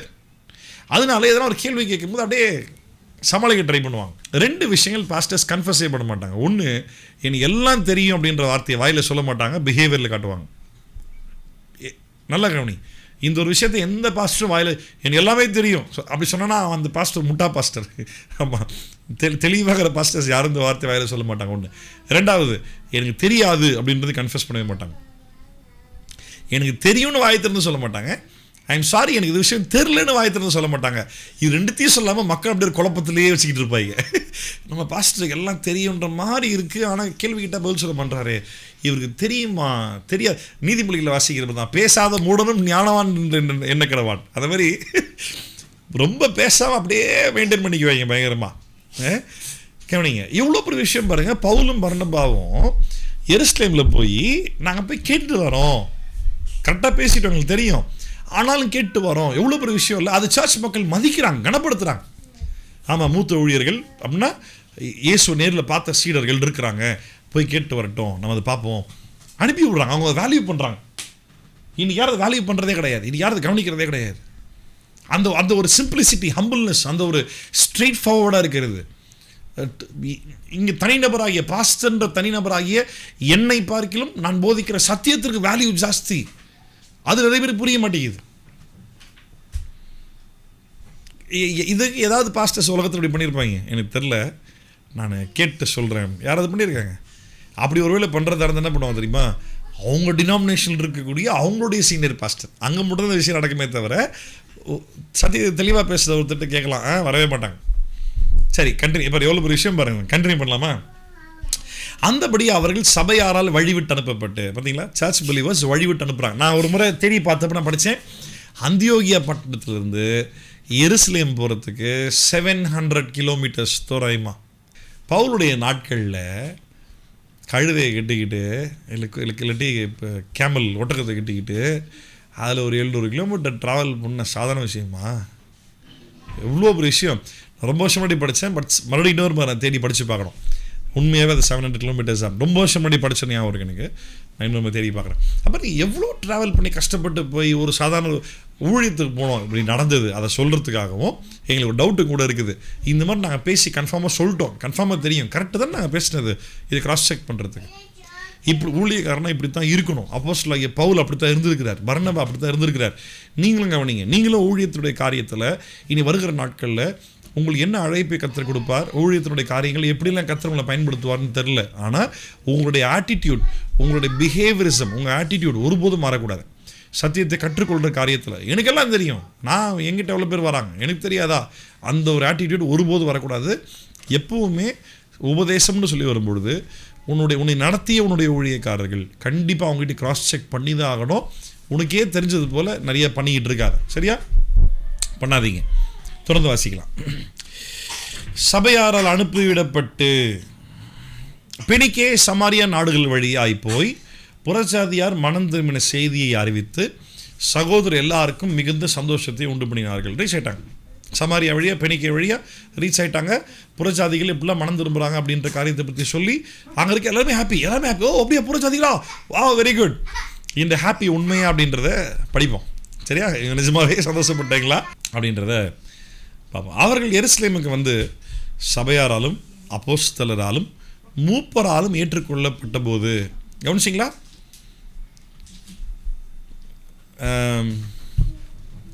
நம்ம அப்போஸ்தலர் 6ஆம் அதிகாரத்திலையா 7ஆம் அதிகாரத்தில் பேதுருவை அனுப்பிவிட்டார்கள். அந்த கடற்கரையோரத்தில் சிமியோன் வீட்டில் தங்கிட்டு இருந்தார்ல பேதுரு, அப்போ தானே தரிசனம் பார்க்குறாரு. அந்த டைமில் தானே கொர்நேலியு வீட்டுக்கு போகிறார். அப்படியே ஊழியத்துக்கு போயிட்டு பேதுரு கூட திருப்பி வந்து என்ன பண்ணுறாரு, ரிப்போர்ட் சொல்கிறார். பேதுரு தான் அப்போஸ்தலர், சபையோட முக்கியமான தூணாக இருக்கார். யார்கிட்ட ரிப்போர்ட் சொல்லியிருப்பார், என்ன பண்ணியிருப்பார்? கவனிங்க, மூப்பர்கள். கவனிச்சிங்களா?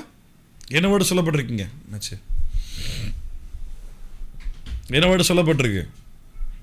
அப்போஸ்தலர் 15ஆம் அதிகாரம் 4வது வசனம்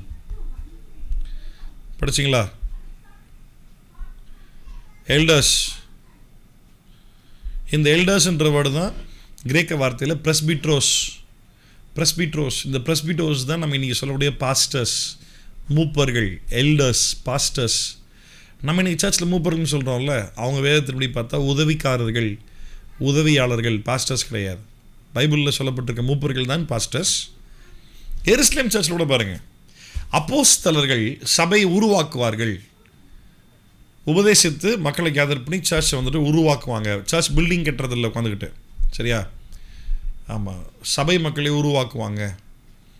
ஆனால் அவங்க அப்போஸ்தலர்களால் ரெகுலராக ஒரு சர்ச்சில் பாஸ்டர் போல் ரெகுலராக இருந்து கண்டினியூ பண்ண முடியாது, மோஸ்ட்லி பண்ண மாட்டாங்க. அது அவங்க அழைப்பும் கிடையாது. That is not what they called for.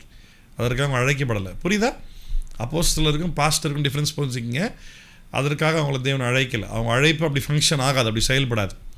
அப்போஸ்தலர்கள்னு சொன்னால் they will lead the church, they will form the church, they will create the doctrine for the church.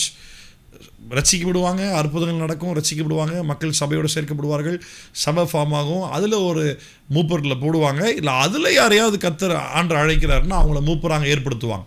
This will regularly happen. அடுத்து அவங்க தொடர்ந்து அவங்க போக ஆரம்பிச்சிடுவாங்க, பட்டணங்கள் தோறும் ஊர்கள் தோறும் போக ஆரம்பிச்சிடுவாங்க. இங்கே பேதுரு கூட வந்துட்டு சபைக்கு வந்துட்டு என்ன சொல்கிறாரு, விஷயங்களை தெரியப்படுத்துகிறார். பேதுரு கூட சர்ச்சில் வந்துட்டு அவரை கொண்டு எப்படிலாம் புறஜாதிகள் மத்தியில் அப்படின்னு அந்த கொர்நேலியு கிட்ட எப்படி ஆண்டவர் பயன்படுத்தினார் அப்படின்றத பேதுரு கூட பேச ஆரம்பிக்கிறாரு. இங்கே கூட கவனிங்க, யார் யாரெல்லாம் இங்கே கூடியிருக்கிறாங்க. This is the Jerusalem council. இந்த கவுன்சிலில் யார் யாரெல்லாம் கேதராக இருக்காங்க பாருங்கள். 4வது வசனம், சர்ச் பிலீவர்ஸ் புரியுது, சபையாராலும் புரியுது. அப்புறம் அப்போஸ்தலர்கள் யார் யார்? பேதுரு, யாக்கோபு, யோவான். அவங்க 3 பேர் தான் இருக்காங்கன்றது நல்லாவே தெரியும் நம்மளுக்கு. அப்புறம் மூப்பர்கள் யார்? அப்போஸ்தலர்கள் சபையில் இருந்தாலும் அவங்க நிறைய விஷயம் டிசைட் பண்ணுறாங்க, எல்லாமே சரி. இங்கே கூட ஒரு பெரிய டெசிஷன் பண்ணியிருப்பாங்க. ஆனால் சர்ச்சை ரெகுலராக ரன் பண்ணுறது யார்? மூப்பர்கள், பாஸ்டர்ஸ். இதே விஷயத்தை நம்ம ஆக்ஸ் சாப்டர் 20 வரும்போது இன்னும் பெட்டராக புரியும். பவுல் இதே தான் பண்ணுறார். அப்போஸ்தலர் 20 வரும்போது பார்ப்போம். நம்ம இப்போ கண்டினியூ பண்ணலாம். தேவன் தங்களை கொண்டு செய்தவைகள் எல்லாம் அறிவித்தார்கள். அப்பொழுது பரிசேய சமயத்தாரில் விசுவாசிகளான சிலர் எழுந்து, பரிசேயர்கள், சதுசேயர்கள், டிஃப்ரென்ஸ் யாருக்கா ஞாபகம் தான் டக்குன்னு சொல்லுங்க பார்ப்போம். 2 பேருமே நியாயப்பிரமாணத்தை போதிக்கிறவர்கள். ஏன் 2 டீமாக பிரிஞ்சிருந்தாங்க? பரிசேயர்கள், சதுசேயர்கள். என்ன டிஃப்ரென்ஸ்? Very good. உயிர் தெழுதல் உண்டு நம்புகிறவர்கள் பரிசேயர்கள், இல்லைன்னு நம்புகிறவங்க சதுசேயர்கள். ஏன் இங்கே சதுசேயர்கள் இல்லை? ஏன்னா இயேசு உயிர் தெழுந்தார் நம்பவே இல்லையே. எந்த சதுசேயர்களும் இயேசு உயிர் தெழுந்ததாக அவர் தேவன் நம்பினதாக ஆதாரம் இல்லை. ஆனால் சதுசேயர் நிறைய பேர் இருந்தாங்க. இப்போ நல்லா கவனி, இங்கே ஒரு சதுசேய கூட்டம் இருக்குது. இந்த சதுசேயர்கள் கவனிக்கணும், இயேசுவை விசுவாசித்தார்கள், ஆனால் நியாயப்பிரமாணத்தை விட்டு கொடுக்கவே இல்லை. கவனிச்சிங்களா? நியாயப்பிரமாணத்தை விட்டு கொடுக்கவே கிடையாது. தொடர்ந்து வாசிப்போம் அந்த சம்பவத்தை. நம்ம தொடர்ந்து வாசிப்போமா? என்னாச்சு பாருங்க. இப்போ பரிசேய சமயத்தாரில் விசுவாசிகளான சிலர் எழுந்து அவர்களை விருத்த சேதனம் பண்ணுகிறதும் மோசேயின் நியாயப்பிரமாணத்தை கை கொள்ளும்படி அவர்களுக்கு கற்பிக்கிறதும் அவசியம் என்றார்கள். கவனிச்சிங்களா? அப்போ பேதுருடைய தலைமைத்துவத்தில் சபையில் இருக்கக்கூடிய விசுவாசிகள் என்ற பேரில் பரிசேய மார்க்கத்திலிருந்து ரட்சிக்கப்பட்டவர்கள் நிறைய கிரேக்கர்லேருந்து ரட்சிக்கப்படுறாங்க, சிதறிப்போன யூதர்கள் ரட்சிக்கப்படுறாங்க, அங்கே இருக்க யூதர்கள் ரட்சிக்கப்படுறாங்க. அந்த யூத மார்க்கத்தில் பரிசேயர் கூட்டத்தில் நிறைய பேர் ரட்சிக்கப்படுறாங்க. பல டீம் இருக்காங்க சர்ச்சில். சரியா? பவுல் மட்டும் இங்கே வந்து ரிப்போர்ட் கொடுக்காம இருந்திருந்தாருன்னா இந்த இப்படி ஒரு ஒரு ஒரு திருட்டு ஆடுகள் உள்ளே உட்காந்துட்டு இருக்குன்றது தெரிய வந்திருக்குமா? தெரிஞ்சிருக்காது. அவனுக்கு படக்குன்னு சொல்கிறாங்க. வந்து என்ன சொல்கிறாங்க, இந்த மாதிரி யூதேயாவிலிருந்து வந்தாங்க, விருத்த சேதனம் பண்ணணும்னு சொல்லி சொல்கிறாங்க. அதெல்லாம் முடியாது, விசுவாசா போதும்னு சொல்லி நாங்கள் ஆர்கியூ பண்ணோம். அதை பற்றி நீங்கள் என்ன நினைக்கிறீங்க அப்படின்னா, அந்த இருக்கிற சர்ச் கவுன்சிலில் பரிசேய கூட்டம் ஒரு டீம் எழுந்து ஆமாம் அதெல்லாம் பண்ணி தான் அவனோட அதை எப்படி பண்ணாமல் இருக்கிறது அப்படின்னு பேச ஆரம்பிக்கும் போது பாருங்கள், தொடர்ந்து வாசிக்கலாம். மறுபடியும் பாரு, அங்கே அதாவது பவுல் பர்னபா அங்கே ஆர்கியூ பண்ணாங்கன்னு பார்த்தா அப்போஸ்தலர் மூப்பரும் இந்த காரியத்தை குறித்து ஆலோசனை பண்ணும்படி கூடினார்கள். This is the first council. அப்போஸ்தலர்களும் மூப்பர்களும் கவனிச்சிங்களா? சர்ச்சாக சேர்ந்தெல்லாம் எதையும் டிசைட் பண்ணல. The elders and the apostles, உபதேசத்தை தீர்மானிக்கக்கூடிய அப்போஸ்தல அழைப்புள்ள ஆட்களும் அந்த அப்போஸ்தலர்கள் சர்ச் லீட் பண்ணுறதுக்காக ஏற்படுத்திய மூப்பர்களும் சேர்ந்து என்ன பண்ணுறாங்க, இது கரெக்டு தானா அப்படின்னு சொல்லி டிசைட் பண்ணுறது ஒரு கவுன்சில் கேதர் ஆகுது. சரியா? இப்போ அதில் பார்த்தா மிகுந்த தர்க்கம் உண்டாகிட்டு அடப்பாவிங்களா, மறுபடியும் ஆர்கியூமெண்ட்டா, ஆர்கியூ பண்ணக்கூடாதுன்னு சின்ன வயசுன்னு சொல்லி கொடுத்தாங்க. இன்றைக்கி எந்த ஊழியக்காரனை பார்த்தாலும் தர்க்கம் பண்ணக்கூடாது பிரதர், கர்த்தருடைய வார்த்தை தர்க்கத்திற்கான வார்த்தை அல்ல. இங்கே தான் வரீங்க நீங்கள்லாம். வேறு விதமான உபதேசம் உருவாகும் பொழுது ரெண்டு பேரும் உட்காந்து நீ என்ன நம்புற, அதை ஏன் நம்புற, நான் இப்படித்தான் நம்புகிறேன், நான் ஏன் நம்புகிறேன், அதை உட்காந்து பேசினா தானே, எவாலுவேட் பண்ணி பார்த்தா தானே எது உண்மை எது தப்புன்னு தெரியும். அவனை ஆர்கியூ பண்ணக்கூடாதுன்னு சொல்லி கொடுத்துறாங்க. இப்போ பாருங்க, அடுத்து பாருங்க.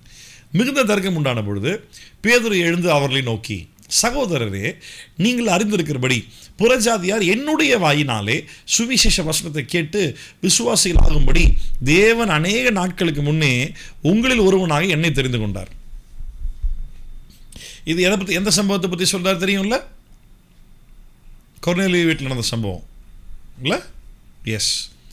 பாருங்க, இருதயங்களே அறிந்திருக்கிற தேவன் நமக்கு பரிசுத்த ஆவியை தந்தருளினது போல அவர்களுக்கும் தந்தருளி அவர்களை கொடுத்து சாட்சி கொடுத்தார். இருதயங்களை ஆராய்ந்து அறிகிற தேவன், நான் அவங்க வீட்டில் போய் பேசினேன், கொர்நேலியு வீட்டில் பேசினேன், நமக்கு பரிசுத்த ஆவி தந்தது போல அவங்களுக்கும் பரிசுத்த ஆவி தந்தார். பரிசுத்த ஆவியை பெற்ற அவர்கள் இயேசுவை குறித்து பேச ஆரம்பித்தார்கள். எப்படி பேச முடியும்? பவுல் 1:12 சொல்கிறார்ல, பரிசுத்த ஆவி இல்லாமல் யாரும் இயேசு கர்த்தர்னு சொல்ல மாட்டான், சொல்ல முடியாது. அப்போ அவன் புறஜாதிகளில் எவனோ ஒருத்தங்கிட்ட போய் நான் இயேசுவை பற்றி சொன்ன உடனே அவன் விசுவாசிச்சான். அவன் பற்பல பாஷைகளில் தெய்வனுடைய மகிமையை பேசினார்கள், மகத்துவங்களை பேசினார்கள். எப்படி? பரிசுத்தாவினால. புரியுது நான் சொல்கிறது உங்களுக்கு? அப்போது நம்ம உடனே என்ன பண்ணிடுறோம், அவங்க அந்நிய பாஷை பேசி தீர்க்கதரிசனம் சொன்னாங்கன்றனால இன்றைக்கி இருக்கிற நிறைய தீர்க்கதரிசிகள் அப்படி அந்நிய பாஷை பேசி தான் தீர்க்கதரிசனம் சொல்லுவாங்க. டேரெக்டாக அப்படியே கத்தரை சொல்கிறாருன்னு சொல்ல மாட்டாங்க. பழைய ஏற்பாட்டில் அந்நிய பாஷை யாரும் பேசலை, அப்படி டேரெக்டாக பேசினாங்களா, தப்பாக பேசிட்டாங்களோ?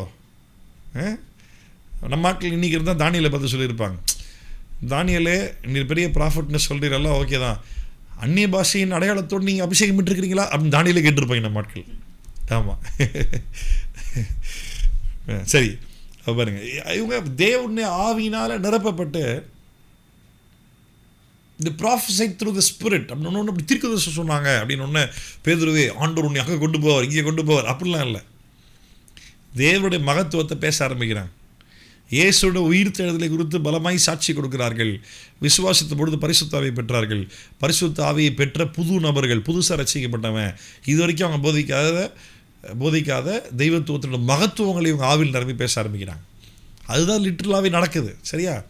அடுத்து பாருங்க, விசுவாசத்தினாலே அவர்கள் இருதயங்களை அவர் சுத்தமாக்கி நமக்கும் அவர்களுக்கும் யாதொரு வித்தியாசமும் இராதபடி செய்தார்.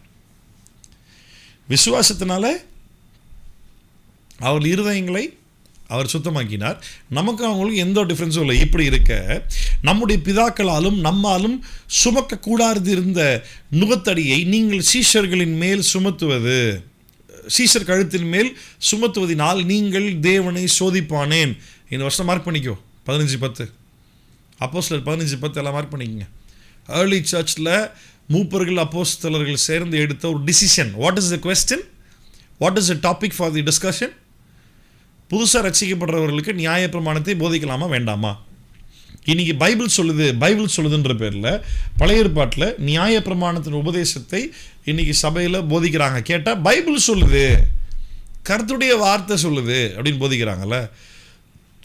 அதை செய்யலாமா செய்யக்கூடாதான்னு சொல்லி பேதுரு டிசைட் பண்ணுறார். அங்கே இருக்க பரிசேயர்களில் நிறைய பேர் நியாயப்பிரமாணம் உண்டு என்றும் புதுசாக ரட்சிக்கப்படுறவர்களுக்கு விருத்த சேதனை செய்யணும், இந்த நியாயப்பிரமாணமும் அவர்கள் பின்பற்ற வேண்டும் என்று சொல்லி தர்க்கம் பண்ணுகிறார்கள். பேதுரு எழுந்து நின்று ஒரே டிசிஷன் தான், no more law, it's only by the spirit of God. தேவ ஆவினால் மட்டும்தான், நியாயப்பிரமாணத்தின் கிரியினால் இல்லை அப்படின்றத டிசைட் பண்ணுறாங்க.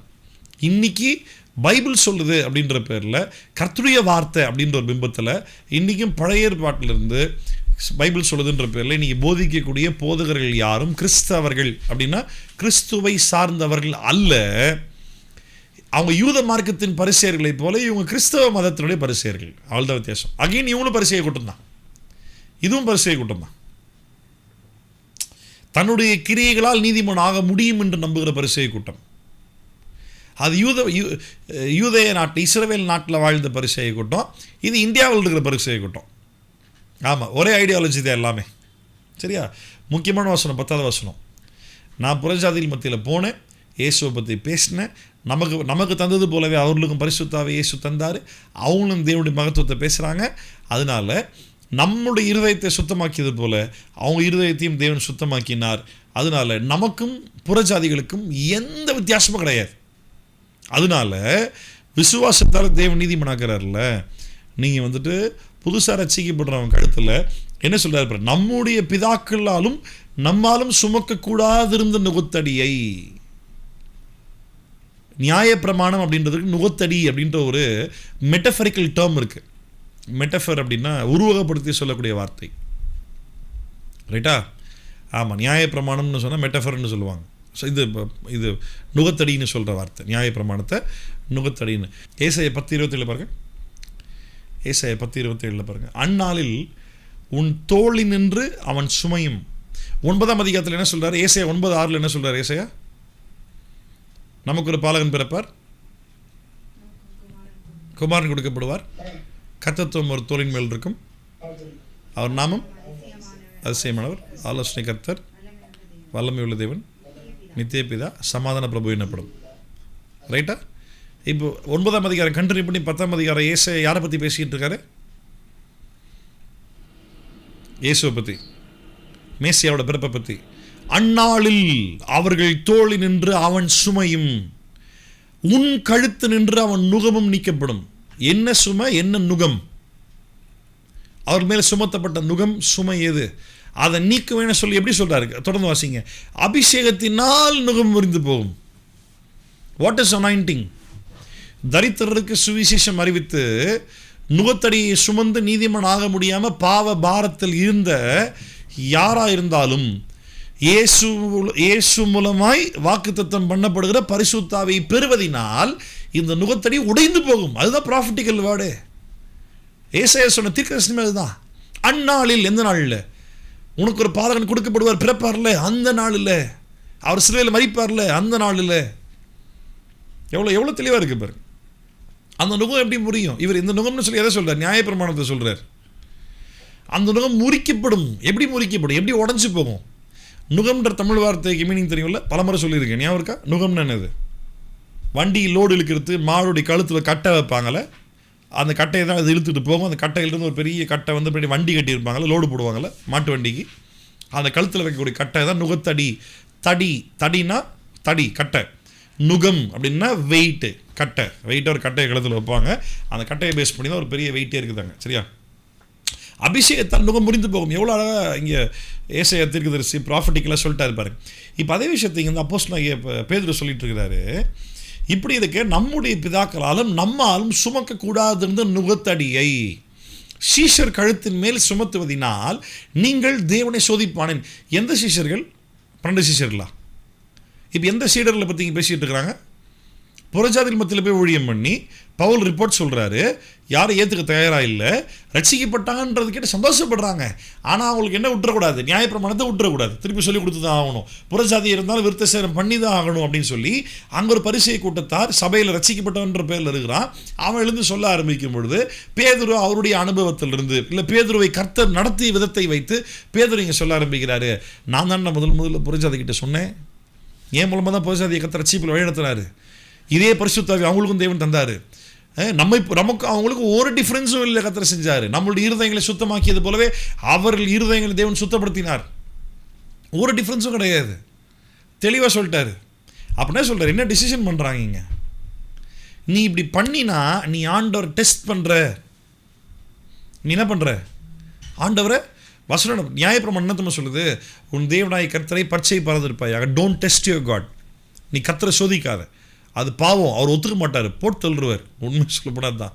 அவர் நீ அவர் தான் நம்மளை டெஸ்ட் பண்ணுவதை தவிர நம்ம அவர் டெஸ்ட் பண்ணால் அவர் பொறுத்துக்க மாட்டார்.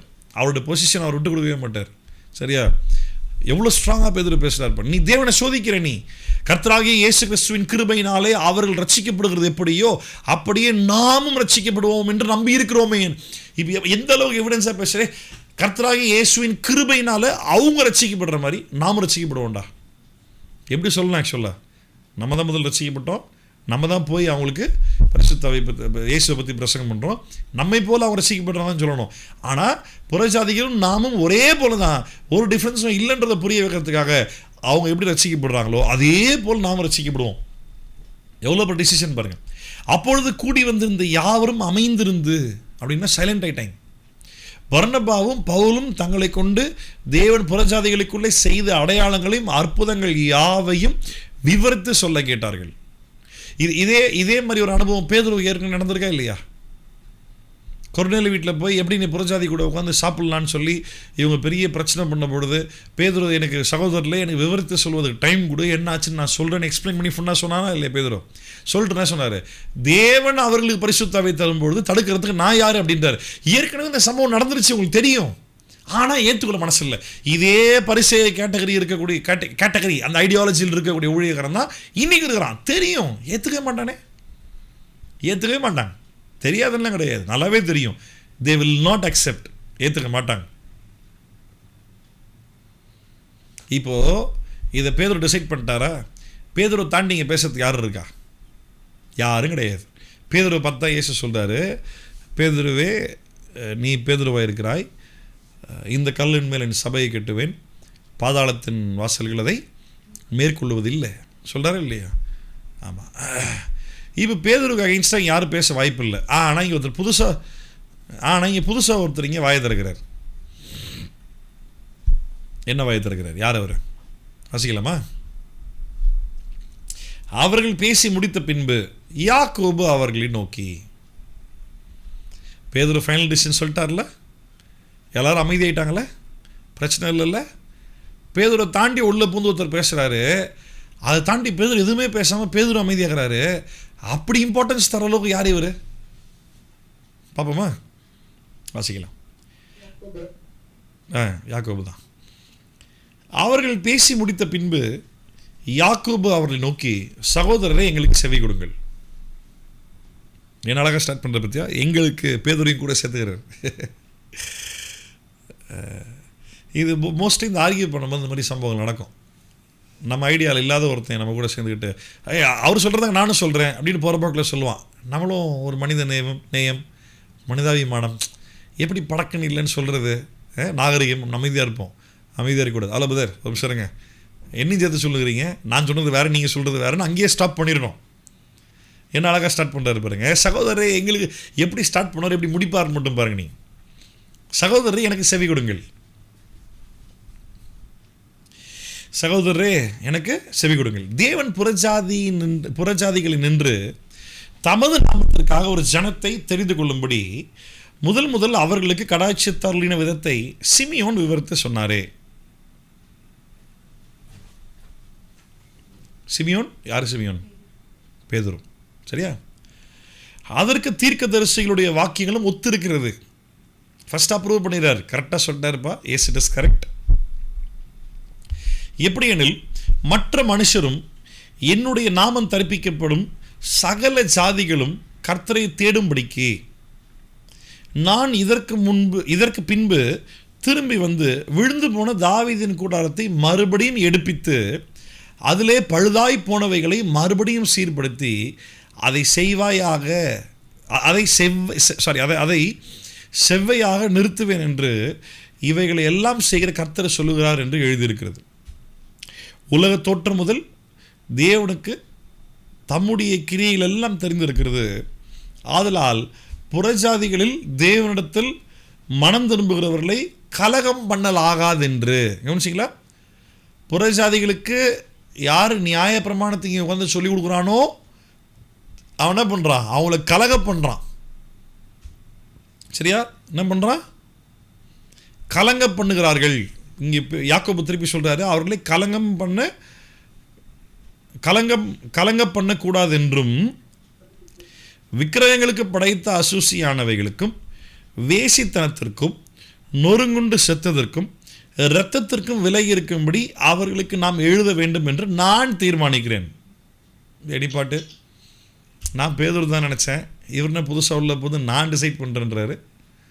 இதை சொல்கிற அந்த பேதுரு முதல்ல சொல்லியிருந்துருக்கணும்ல. சரி, அப்படின்னோ பெருசாக நியாய பிரமாணத்துலேருந்து என்ன பெருசாக அப்படி எடுத்துக்க போகிறேன்னு பார்த்தா ஒன்றுமே கிடையாது. இது என்ன பிரச்சனை? இதில் ஒன்றுமே கிடையாது. 4 பாயிண்ட் சொல்கிறாரு. அதில் 3 பாயிண்ட் வந்துட்டு சாப்பாடை பற்றி, ஒரு பாயிண்ட் வேசித்தனத்தை பற்றி. இது நம்ம பரிசுத்தாவி சொல்லித்தர மாட்டாரா என்ன? சொல்லித்தர மாட்டாரா என்ன? இதுக்கு தனியாக பிரமாணத்தை எடுத்துக்கணுமா? சரி, இவர் ஏன் அப்படி சொல்கிறாரு பாருங்க. தொடர்ந்து வாசிக்கலாம். ஏன் அப்படின்னா 20வது வசனத்தில் சொல்ல, விக்கிரகங்களுக்கு படைத்த அசூசியானவைகளுக்கும் வேசித்தனத்திற்கும் நெருங்குண்டு செத்ததற்கும் இரத்தத்திற்கும் விலகி இருக்கும்படி அவர்களுக்கு நாம் எழுத வேண்டும் என்று நான் தீர்மானிக்கிறேன். நாங்கள் இல்லை, நான் தீர்மானிக்கிறேன். இந்த யாக்கோபு யார் ஆக்சுவலாக? ஏன் வந்துட்டு யாக்கோபு இவ்வளோ சொல்லியும் பேதுரு எதுவும் சொல்லாமல் சைலண்டாக இருக்கிறாருன்னு கேட்டால், இயேசுடைய தம்பி. டேரெக்டாக சொல்ல வேணாம். ஆமாம், ஹாஃப் பிரதர்னு சொல்லுவோம். இங்கிலீஷில் ஹாஃப் பிரதர் ஒரு வேர்டு இருக்குது. Half brother of Jesus. 1:15 நான் அடைந்தும் உங்களுக்கு பிரதானமாக ஒப்புவித்ததும் என்னவென்றால், கிறிஸ்துவானவர் வேத வாக்கியங்களின்படி நமது பாவங்களுக்காக மரித்து அடக்கம் பண்ணப்பட்டு வேத வாக்கியங்களின்படி 3ஆம் நாளில் உயிர்த்தெழுந்து கேபாவுக்கும் பின்பு 12 தரிசனமானார். அதன் பின்பு கவனிங்க, 12 பேருக்கும் தரிசனம் ஆயிட்டார். 12 பேர் யார்? 12 டிசைபிள்ஸில் 12 சீஷர்கள் தரிசனமானார். அதன் பின்பு அவர் 500 பேருக்கும் அதிகமான சகோதரருக்கும் ஒரே வேளையில் தரிசனமானார். அவர்களில் அநேகர் இந்நாள் வரைக்கும் இருக்கிறார்கள். சிலர் மாத்திரம் நித்திரை அடைந்திருக்கிறார்கள். பின்பு யாக்கோபுக்கும் அதன் பின்பு அப்போஸ்தலர் எல்லாருக்கும் தரிசனமானார். எல்லாருக்கும் பின்பு அகால பிறவி போன்ற எனக்கும் தரிசனமானார். ஏற்கனவே 12 பேர் தரிசனம் ஆயிட்டார். அப்புறம் இந்த அப்போஸ்தலர்கள்னு யாரெல்லாம் இவங்க கன்சிடர் பண்ணுவாங்களோ, இயேசு, நல்லா கவனிங்க, உயிர்த்தெழுந்த இயேசு யாருக்கெல்லாம் தரிசனமானாரோ அவங்க எல்லாரும் அப்போஸ்தலராக கருதப்படுகிறார்கள். சரியா? அதனால் பெண்களுக்கு தரிசனம் பண்ண உடனே பெண்களும் அப்போஸ்தலர்லாம் கேள்வி கேட்கக்கூடாது. சரியா? அப்படி இல்லை. ஆக்சுவலாக 12 சீஷர்கள் தரிசனம் ஆயிட்டார். அதுக்கப்புறமா 12 சீஷர்கள் அல்லாத யாரெல்லாம் அப்படின்னு பார்த்தா பவுல் சொல்கிறார். பவுல் இன்னும் யாருக்கெல்லாம் தரிசனமானதோ அவர்களையும் அப்போஸ்தலராக கருதப்படுகிறார்கள். அப்படி ஒரு சிஸ்டம், அப்படி ஒரு அண்டர்ஸ்டாண்டிங் ஏர்லி சர்ச்சில் இருந்துச்சு. அதில் ஸ்பெஷலாக பாருங்கள், 7வது வசனம், பின்பு யாக்கோபுக்கும் அதன் பின்பு அப்போஸ்தலர் எல்லாருக்கும் தரிசனம் பண்ணார். 12 பேருக்கு தரிசனம் ஆகிட்டாருன்னா இந்த யாக்கோபு மட்டும் என்ன ஸ்பெஷலாக? இது யாருன்னு கேட்டிங்கன்னா, இயேசுவுக்கு பிற்பாடு யோசேப்புக்கும் மரியாளுக்கும் பிறந்த யாக்கோபு. பிள்ளைகளில் ஒருத்தர் யாக்கோபு. இதை பற்றி எங்கே படிக்கலாம் அப்படின்னா திருப்பிக்கலாம், மார்க்கு 6ஆம் அதிகாரம் 3ஆம் வசனம் பாருங்கள். இயேசு அவங்க ஊருக்கு வரும்பொழுது என்ன சொன்னாங்க, அங்கே இருக்க மனிதர்கள் என்ன சொன்னாங்க? இவன் தச்சன் அல்லவா, மரியாளுடைய குமாரன் அல்லவா, யாக்கோபு, யோசே, யூதா, சீமோன் என்பவர்களுக்கு சகோதரன் அல்லவா. யார் யாக்கோபு பேர் இருக்கா? அதில் யாக்கோபு பேர் இருக்கா? யாக்கோபு, இந்த யாக்கோபு யாருடைய சகோதரர்? கன்னி மரியாள் வயிற்றில் இயேசு பிறந்த பிறகு யோசேப்புக்கும் மரியாளுக்கும் பிறந்த பிள்ளைகள் தான் இந்த லிஸ்ட்டு. சரியா? இந்த யாக்கோபுக்கும் கூட இங்கே வந்துட்டு இயேசு தரிசனமாகிறார். யோவான் 6ஆம் அதிகாரம் 7ஆம் அதிகாரம் தான் நினைக்கிறேன், 7ஆம் அதிகாரம் 8ஆம் அதிகாரமும் இயேசு வந்து பஸ்கா பண்டிகைக்கு போகாமல் வீட்டில் வந்து இருந்துருவார். ஏன்னா 5ஆம் அதிகாரத்தில் அந்த சப்பானியை நடக்க வச்சது ஓய்வு நாள், அதனால அந்த ப்ராப்ளம் ஆயிடுது. ஸோ இவர் வீட்டில் இருக்கும் பொழுது அவருடைய இயேசுடைய சகோதரர்கள் இயேசுவை பார்த்து சொன்னாங்களாம், யார்? இந்த யாக்கோபு தான் சகோதரர்கள் என்ன சொன்னாங்களாம், ஏன் இங்கே இருக்கிற வீட்டில் பஸ்கா பண்டிகை நடக்குது இல்லை, அங்கே போய் எதனா பண்ணு, அப்போ தான் நீ ஃபேமஸ் ஆக முடியும் அப்படின்ட்டு இயேசு கிண்டல் பண்ணி திட்டுறாங்க. யாருன்னு கேட்டால் இயேசுடைய சகோதரர்கள். யாருன்னு கேட்டால் யாக்கோபு தான். இந்த யாக்கோபு இயேசுவை ஒரு அண்ணனாக இல்லாட்டி அரசாங்கத்துக்கு விரோதமாக செயல்படுற அப்படி தான் பார்த்தானே தவிர, இந்த யாக்கோபு கடைசி வரைக்கும் இயேசுவை ஒரு தெய்வ அவதாரமாய் பார்க்கவே கிடையாது. இயேசு இந்த யாக்கோபுக்காக ஸ்பெஷலாக உயிர் தெழுந்து தரிசனமான பிறகு தான் இந்த யாக்கோபு நம்புகிறார். பயங்கர ஆரோக்கியமாக நடக்குது. பேதுரு எழுந்து நின்று பேசினோன்னு எல்லாம் கப்புச்சு இப்போ அமைதியாயிட்டான். பேதுரு டிசைட் பண்ணிட்டான், இப்படித்தான் புதுசாக ரட்சிக்கப்படுற சீஷர்களுக்கு நியாயப்பிரமாணத்தை போதிக்க கூடாதுன்னு தீர்மானிக்கிறேன் அப்படின்னு ஒன்று எல்லாம் அமைதியாயிட்டாங்க. அவர் டிசிஷனை தாண்டி ஒருத்தர் பேசுகிறாரு. அவர் பேசும்போது பேதுரு எதுவும் பெருசாக குறுக்கீடு இல்லாமல் அமைதியாக இருக்கிறாரு. காரணம் என்ன அப்படின்னா ரொம்ப சிம்பிள், இவர் இயேசுடைய சகோதரன், மரியாள் வீட்டில் பிறந்தவர். அதனால இவர் தானே ஸ்பெஷலாக இல்லை. ஆனால் ரியாலிட்டியில் பார்க்கும்போது அப்படி ஒரு ஃபீல் இருக்குமா இருக்காதா? என்னதான் இருந்தாலும் இல்லை. ஆமாம், பாஸ்டர் பிள்ளைக்கும் ஊழியத்துக்கும் சம்மந்தமே இருக்காது. ஆனால் பாஸ்டர் பிள்ளை எதனா ஒன்று சொல்லிடுச்சுன்னு உடனே நம்ம என்ன பண்ணுவோம், சரி என்னதான் இருந்தாலும் பாஸ்டர் பிள்ளை தானே இல்லை, யோசிப்போமா இல்லையா? கொஞ்சம் டாமினண்ட்டாக குறுக்க பூந்து பேசாமல், சரி பாஸ்டர் பிள்ளை சொல்கிறான், பொம்பளை பிள்ளை இருந்தோட சொல்லுது, சரி என்ன பண்ணுறது அப்படின்னு அமைதியாக இருப்போமா இல்லையா? ஆமாவா இல்லையா? அப்போ யோசிச்சு பாருங்க, பேசோட சகோதரன்னா பேதர் மட்டும் என்ன பண்ணுவார்? அவரும் மனுஷன் தானே. அந்த ஒரு ரியல் ப்ராப்ளம் இருக்க தான் செய்யும். இப்போ இவர் பெருசாக ஏதோ சொல்கிறாருன்னு பார்த்தா இவர் எதுவும் பெருசாக ஒன்றும் சொல்லலை. ஒரு 4 காரியத்தை மாத்திரம் சொல்கிறார். ஒன்று, விக்கிரகத்துக்கு படைச்சதை சாப்பிடாத. சரி, விக்கிரகத்தை படைச்சதை சாப்பிடக்கூடாதுன்னு பவுல் சொல்கிறாரா? இப்போ நல்லா கவனி, நம்மளுடைய பேசிக் அண்டர்ஸ்டாண்டிங், எஸ் விக்கிரகத்தை படைச்சதை சாப்பிடக்கூடாது, முடிச்சு, ஒரே பாயிண்ட். சாப்பிடவே கூடாதா அப்படின்னு பார்த்தா வந்துட்டு இல்லை, அப்படி கிடையாது. 1 Corinthians 8ஆம் அதிகாரம் 9ஆம் அதிகாரத்தெலாம் படித்து பார்க்கும்போது பவுல் என்ன சொல்ல தெரியுமா? நீங்கள் உங்களுடைய சொந்தக்காரன்ற பேரில், உங்கள் ஃப்ரெண்டுன்ற பேரில் யாருன்னா ஒருத்தர் அவங்க வீட்டுக்கு ஒன்று சாப்பிட கூப்பிட்டாங்கன்னா சாப்பிட போ. அவன் ஃபெஸ்டிவல் கூப்பிட்டானா போ, சாப்பாடு வச்சா சாப்பிடு. ஸ்தோத்திரம் பண்ணால் எதுவும் தள்ளப்படத்தக்கது அல்லன்னு சொல்லிட்டாரு. ஸ்தோத்திரம், ஆண்டவரே இந்த ஆகாரத்தை நன்றி ஆண்டவரேன்னு சொல்லி சாப்பிட்டீங்கன்னா தள்ளி விடுறதுக்கு ஒன்றுமே கிடையாது, சாப்பிட்லாம். அவங்ககிட்ட இது படைச்சதான்னு சொல்லி நீ கேட்காதன்றாரு. உன் தெய்வத்துக்கு படைச்சதான்னு கேட்காத, சாப்பாடு கொடுக்குறான், ஆகாரம் கர்த்தருடையது, கர்த்தருடைய படைப்பு இது, ஆண்டவரே இந்த ஆகாரத்துக்கு நன்றி ஏசப்பான்னு சாப்பிடு. ஆகிலும் இது விக்கிரகங்களுக்கு படைச்சதுன்னு சொல்லி உனக்கு யாருன்னா ஒருத்தர் தெரியப்படுத்துனாங்க அப்படின்னா, உன்னுடைய மனசாட்சி நிமித்தமாகவும் பிறனுடைய மனசாட்சி நிமித்தமாகவும் என்ன பண்ணாத, விக்கிரகத்தை படைச்சதை எவ்வளோ பேலன்ஸ்டாக, எவ்வளோ டீப்பாக, நல்ல டெப்த்தில் தெளிவாக ஒரு எக்ஸ்ப்ளனேஷன் தரது பாருங்க. ஆனால் இவர் என்ன பண்ணிட்டாரு, அந்த லாவுடைய அண்டர்ஸ்டாண்டிங் படி விக்கிரகத்தை படைச்சதை சாப்பிடாத, நொறுங்குண்டு செத்த மிருகத்தை சாப்பிடாத, இல்லை இப்போ நல்லா கவனிங்க. இப்போது சாப்பிட்றதுக்காகவே ஒரு கோழி வெட்டுறாங்க, சாப்பிட்றதுக்காகவே ஒரு மாடை வெட்டி பண்ணுறாங்கன்னு வச்சுக்கோங்களேன். நம்ம அதை வாங்கி சாப்பிடுவோம். அடிப்பட்டு செத்து போன மிருகத்தை நம்ம சாப்பிடுவோமா? ஆக்சிடெண்ட்டில் மாட்டி செத்து போய் ஏன் சாப்பிட மாட்டோம்? அடிப்பட்டு செத்த மிருகம் அது வந்துட்டு நோய் வந்துச்சா, அதில் எதனா பாக்டீரியல் அஃபெக்ட் ஆகிடுச்சா, ரெண்டாவது அது பிளட்டு கெட்டிருக்கோம்ல, ஒரு மாதிரி இதாகிட்டு இருக்கோம்ல, நாட் ஹெல்த்தி இல்லை. ஸோ டிஃபால்ட்டாக பார்த்தீங்கன்னா இது வந்துட்டு நியாய பிரமாணத்தில் இருக்கிற டயட்ரி லா, டயட்ரி லா, ஆகாரத்தை சம்மந்தப்படுத்தியான இதை சாப்பிடலாம் இதை சாப்பிடக்கூடாது அப்படின்ற அந்த லா அண்டர்ஸ்டாண்டிங்கில் தான் இங்கே யாக்கோபு சொல்கிறார்.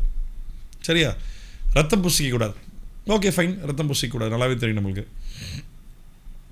வேசித்தனத்துக்கு விலகி இருக்கணும், நம்மளுடைய சரீரம் வேசித்தனத்துக்கு அல்ல, நம்ம நல்லாவே தெரியும். இந்த தேவனோட ஆலயமாக இருக்குது, தீட்டுப்படுத்தக்கூடாது, பரிசுத்தமாக காத்துக்கொள்ளணும், நல்லாவே தெரியும்.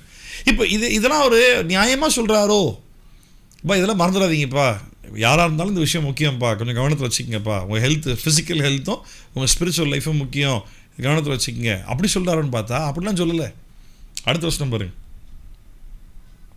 21. மோசேயின் ஆகமங்கள் ஓய்வு நாள் தோறும் ஜெப ஆலயங்களில் வாசிக்கப்பட்டு வருகிறபடியால் பூர்வ காலம் தொடங்கி சகல பட்டணங்களிலும் அந்த ஆகமங்களை பிரசங்கிக்கிறவர்களும் உண்டே என்றான். அப்படியா? புரியுதா இருக்காது நான் சொல்கிறது? பேதுரு சொல்லிட்டாருன்னு வாயை மூடிட்டு இருந்தது கரெக்டு. அப்படியே ஒரு 4 காரியம் உங்களுடைய ஸ்பிரிச்சுவல் ஹெல்த்துக்காக, ஃபிசிக்கல் ஹெல்த்துக்காக அன்பிலீவர்ஸ்க்கெல்லாம் தெரியாது. அதனால் வந்து அடிப்பட்டு செத்த மிருகத்தெல்லாம் சாப்பிடாத, அந்த ரத்தம்லாம் சாப்பிடாத, அது கர்த்தருக்கு பிரியம் இல்லை, ஏன்னா அதோட ஃபிசிக்கல் பாடியை கெடுத்துருது. பல விதங்கள் அது ஹைஜீனிக்காக ஹெல்த்தியாக இருக்க போகிறது கிடையாது. அதே போல் சரீரத்தை வேசித்தனத்தை நீங்கள் பயன்படுத்தக்கூடாது அப்படின்னா ஓகே, யாக்கோபு நல்ல பாயிண்ட்ஸ் கான்ட்ரிபியூட் பண்ணியிருக்கிறாரு, உண்மைதான். ஏன்னா ஆண்டவர் ஆதி காலத்திலிருந்தே அவங்களுக்கு அந்த சட்டத்தின்படி அதெல்லாம் சொல்லி கொடுத்துருக்கிறாரு, அது இன்றைக்கும் அப்ளை பண்ணணும், கரெக்டு தான் அப்படின்னு அப்படி கொஞ்சம் நியாயமாக யோசிச்சுருந்துருக்கலாம். ஆனால் இவர் சொன்ன காரணம் என்ன தெரியுமா? மோசேயின் ஆகமங்கள் இன்னும் நிறைய சபையில் வாசிட்டுங்கிறாங்கப்பா, அப்படிலாம் திடுதுப்புலாம் எல்லாத்தையும் என்ன பண்ணுற முடியாது, வேணாம்லாம் சொல்கிற முடியாது.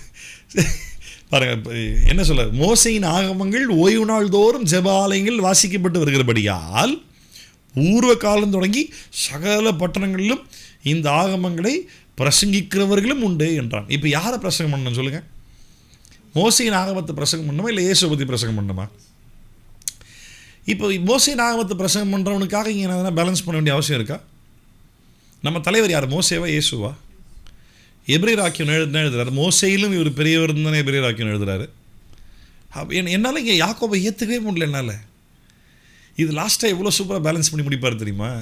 ஐ just don't go by the word of James. அவர் சொல்லிட்டாருன்னு நல்லா ஏற்றுக்க முடியல. லாஸ்ட்டாக சொல்லியிருப்பார், இது எங்கள் எல்லாருக்கும் பரிசுத்தாவிக்கும் நலமாய் கண்டதுன்னு அவர் சொல்கிறார். அவர் சொன்னால நல்லா ஏற்றுக்க முடியாது.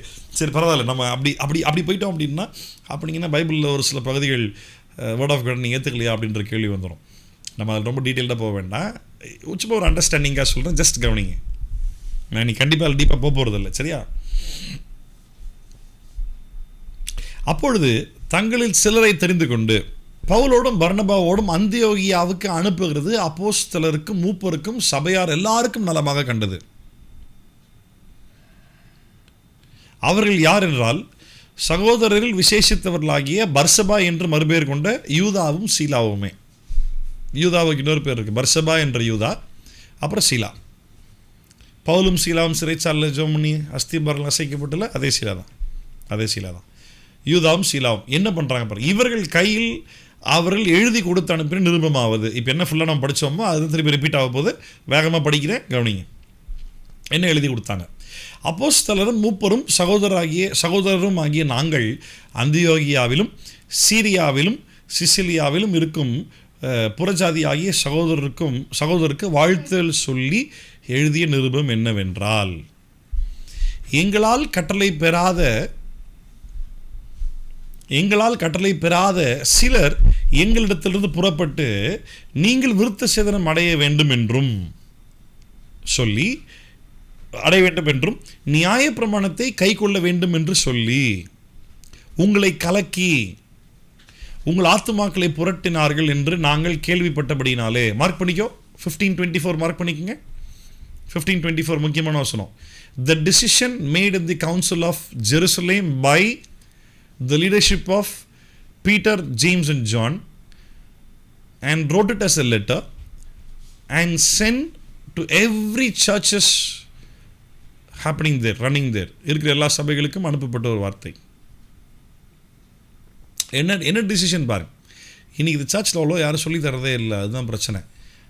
இந்த பேசிக் புரியாதனால தான் நிறைய பேருக்கு Bible is the word of காட்ன்ற பேசிக் தெரிஞ்சாலும் பைபிளில் எனக்கான கர்த்தருடைய வார்த்தை எது அப்படின்றதை பகுத்து பார்ப்பதற்கு இன்றைக்கி அநேகருக்கு தெளிவில்லை. 2 தீமோத்தேயு 2 இது அப்படியே வச்சுக்குவோம். நம்ம இந்த இடத்துல 24 கண்டினியூ பண்ணலாம். 2 தீமோத்தேயு 2ஆம் அதிகாரம் 15ஆம் வசனம் பாருங்கள். 2 தீமோத்தேயு 2:15 பாருங்கள். 14:15.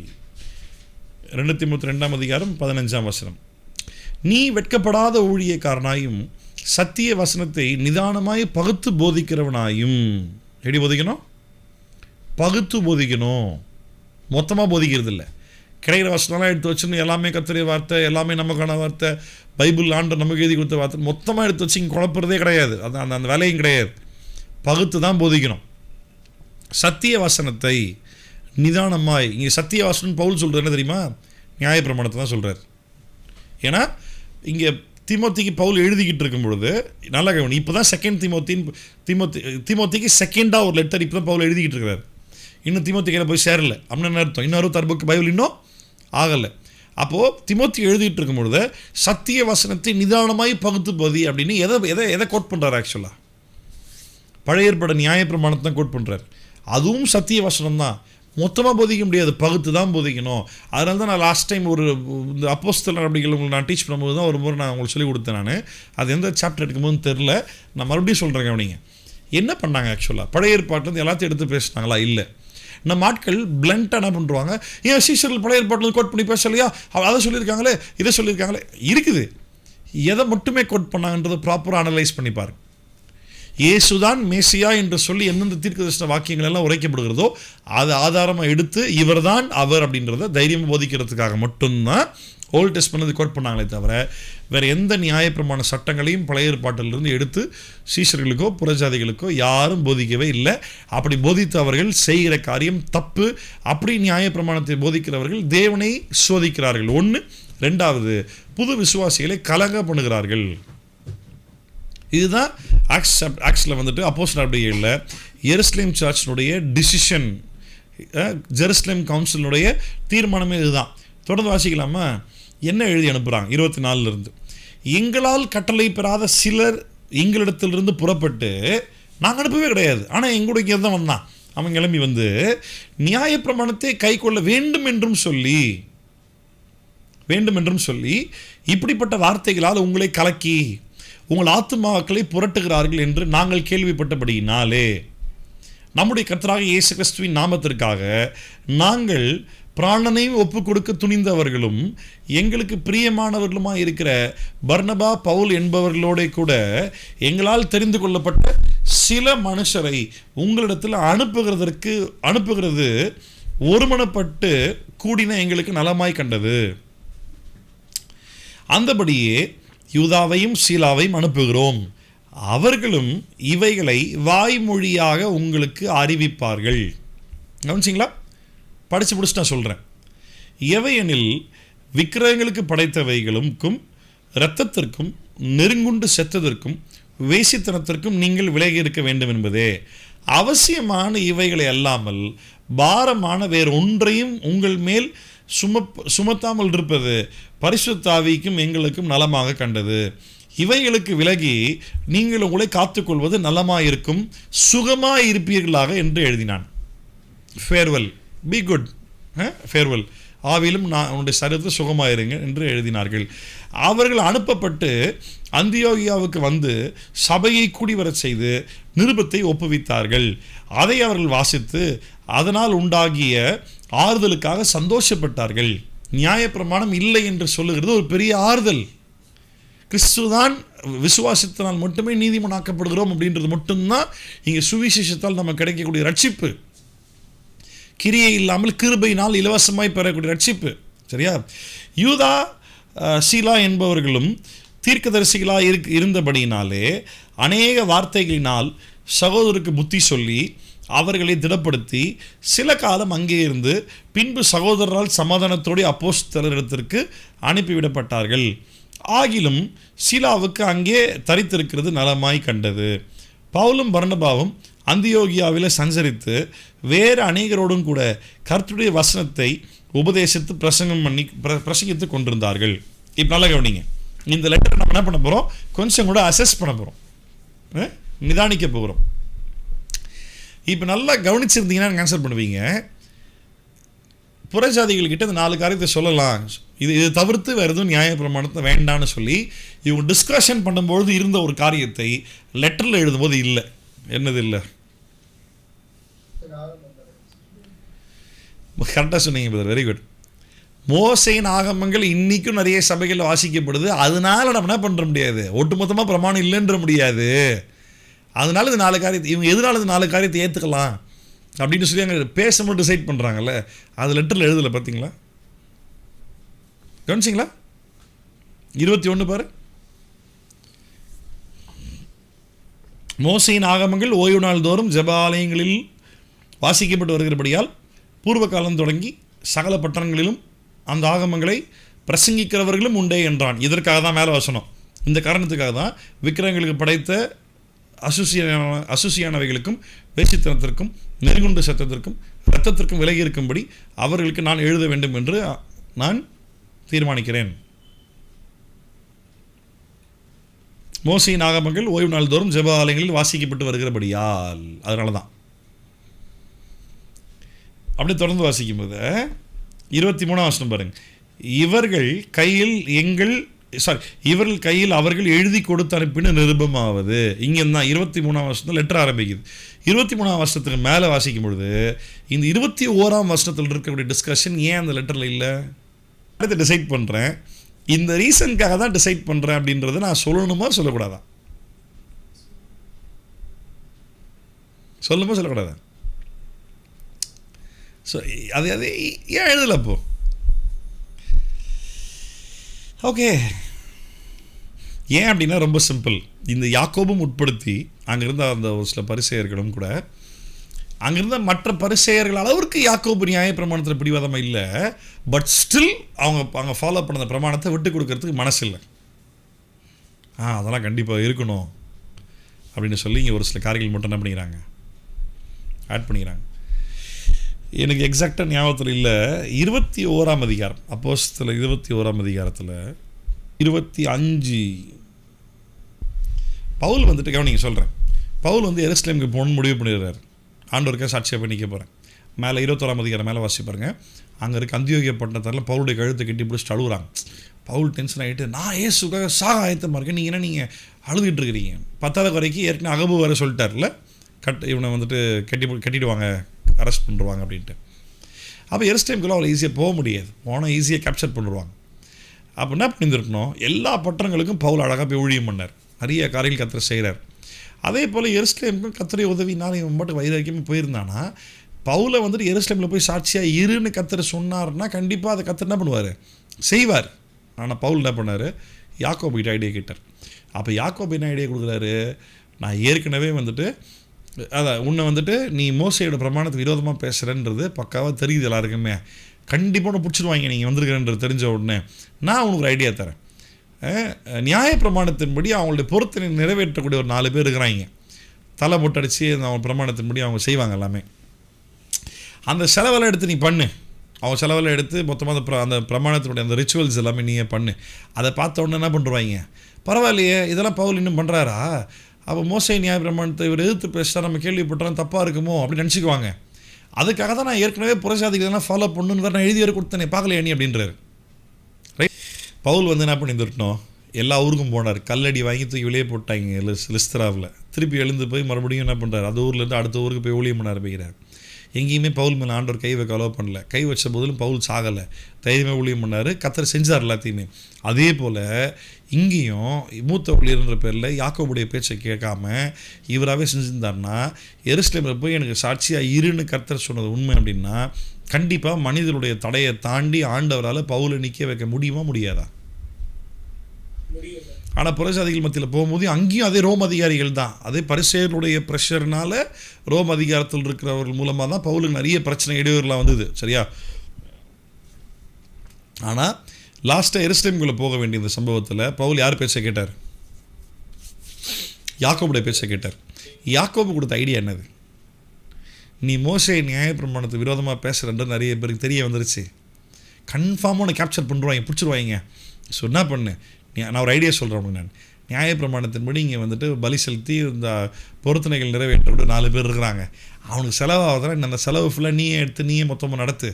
அப்போ இவன் என்ன பண்ணுவானுங்க, அப்போ இவர் இன்னும் வந்துட்டு நியாயப்பிரமாணத்தை விட்டு கொடுக்கல, இல்லை மோசே ஆகமங்கள் விரோதமாக இவன் பேசுகிறான்னு நம்ம கேள்விப்பட்டுறான், தப்போ அப்படின்னு சொல்லி உன்னை பிரச்சனை பண்ணாமல் விட்டுருவாங்க.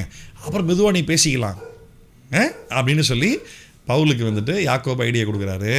அந்த ஐடியா படி பவுல் செய்கிறாரு. அங்கே தான் எழுதுறாரு, இதனால தான் நான் வந்து என்ன பண்ணேன், அவர்களை நீங்கள் சேர்த்து கொண்டு அவர்களுடனே சுத்திகரிப்பு செய்து கொண்டு அவர்களுக்கு தலை சவரம் பண்ணுகிறதற்கு செல்லுமானதை செய்யும். இப்படி செய்தால் உண்மை குறித்து கேள்விப்பட்ட காரியங்கள் அபத்தம் என்றும் நீர் நியாயப்பிரமாணத்தை கை கொண்டு நடக்கிறவர் என்றும் எல்லாரும் அறிந்து கொள்வார்கள். ஆக்சுவலாக பவுல் என்ன பிரச்சனை பண்ணுறாரு, நியாயப்பிரமாணம் இல்லைன்னு பேசுகிறார். கரெக்டாக அதே தானே இங்கேயும் பேசணும். செத்தால சாவடின்னு அப்படித்தான் பேசணும்ல. மூத்த ஊழியர்ன்ற பேரில் யாக்கோபுக்கு கொஞ்சம் பவுல் இடம் கொடுத்தது தான் தப்புன்றது எனக்கு அப்படி தான் புரியுது. தப்புன்னு தான் நான் நினைக்கிறேன். சரியா? விசுவாசிகளான புறஜாதியார் இப்படிப்பட்டவைகளை கை கொள்ளாமல் விக்கிரகங்களுக்கு படைத்ததற்கும் இரத்தத்திற்கும் நெருங்குண்டு சத்தத்திற்கும் வேசித்தனத்திற்கும் விலகி இருக்க வேண்டும் என்று நாங்கள் தீர்மானம் பண்ணி அவர்களுக்கு எழுதி அனுப்பினோமே என்றார்கள். அதனால தான் நாங்களும் அந்த நியாயப்பிரமாணத்தில் ஒரு 4 பாயிண்ட் சேர்த்து ஏற்கனவே அன்பிலீவர்ஸ் நாங்கள் எழுதி அனுப்பினோம் புறஜாதிகளுக்கு. என்ன ரீசனில் சொல்கிறாரு புரியுதா? ஃபார் திஸ் ரீசன், இந்த காரணத்துக்காக தான் நாங்கள் என்ன பண்ணோம், நியாயப்பிரமாணத்தில் இந்த காரியத்தை சேர்த்துக்கலாம். அப்போ நான் மொத்தமாக நியாயப்பிரமாணத்தை விரோதிக்கலன்றது தெரியும்ல. இப்போ கவனி, வேசித்தனம் பண்ணவனை இயேசு மன்னிப்பார தண்டிப்பார. ஆனால் வேசித்தனம் பண்ணவனை மன்னிப்பாங்களா கல்லெறிந்து கொள்வாங்களா யூதர்கள்? விக்கிரகத்தை படைச்சதை சாப்பிட்டா ஆண்டவர் மன்னிப்பார மன்னிக்க மாட்டாரா? ஆனால் விக்கிரகத்தை படைக்கப்பட்டதை சாப்பிடக்கூடாது அப்படின்றது யூதர்களுடைய கொள்கையே இல்லையா? ரத்தம் சாப்பிட்டா கர்த்தர் மன்னிப்பார மன்னிக்க மாட்டாரா? ஆனால் ரத்தம் சாப்பிடவே கூடாதுன்றது இவங்களோட நியாயப்பிரமாண கொள்கையே இல்லையா? அப்போ பேசிக்காக இவங்க ரெகுலராக ஃபாலோ பண்ணக்கூடிய ஒரு ஸ்ட்ரிக்டான லாஸ் எல்லாம் ஃபாலோ பண்ணி தான் ஆகணும்னு சொல்லி இவர் எழுதுறதுக்கான காரணம் என்ன? ஏன்னா நியாயப்பிரமாணத்தை விட்டு கொடுக்காத யூதர்கள் இயேசு நம்புகிறான், ஆனால் இன்னும் சபைக்குள்ளே இருக்கிறான். அந்த காரணத்துக்கு அதான நான் ஏற்கனவே எழுதுனேன்.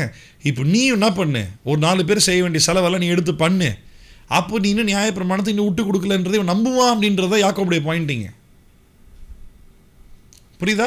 அதனால் இப்போ நல்லா கவனி, அதனால தான் இந்த காரணங்களுக்காக தான் அப்படின்னு சொல்லி இன்னும் அநேக சபைகளில் மோசையின் ஆகமங்களை வாசிக்கப்பட்டு வருதே.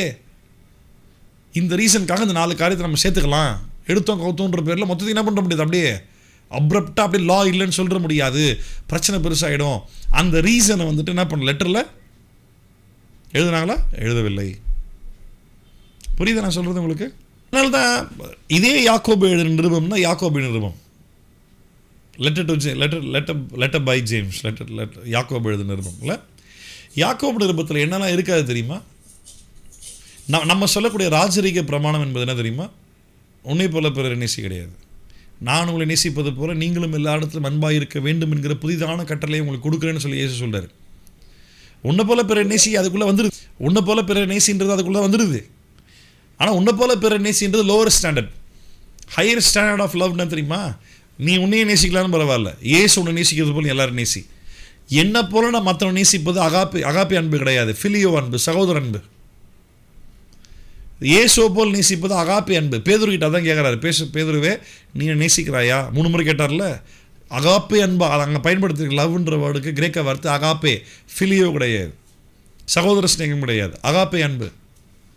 அந்த அகாப்பே அன்பை தான் இயேசு நம்மளுக்கு போதனையாகவே கொடுத்தார். ஆனால் யாக்கோபு எழுதுவார் தெரியுமா? உன்னை போல பிற நேசி என்ற ராஜரீக பிரமாணத்தை நீங்கள் நிறைவேற்றுவீர்களானால் நீங்கள் பாக்கியவான்ல இருப்பீர்கள். அது ராஜரீக பிரமாணம் கிடையாது. இயேசுவை போல் நேசிக்கின்ற புதிய கட்டளை கொடுக்குறேன்னு சொல்லிட்டார். த நியூ கமாண்ட்மெண்ட் சீசரில் சொல்லி கொடுத்தாரு. அதாவது யாக்கோபு நிருபத்தை வாசிப்பாரேன், இயேசுடைய சிலுவை மரணத்தை பற்றி இருக்காது, இயேசுடைய உயிர்த்தெழுதலை பற்றி இருக்காது, சீசத்துவம், சீசர்கள், தேவராஜ்யம், சபை ஊழியத்தை பற்றி இருக்காது, ஆவியானோட நடத்துதல், ஆவியின் கனிகள், ஆவியின் வரங்கள், அதை பற்றி ஒரு பாயிண்ட் கூட இருக்காது. யாக்கோபு அப்படி என்னதான் அப்படி யாக்கோபு எழுதியிருக்காருன்னு பார்த்தா எழுதியிருக்காரு யாக்கோபு.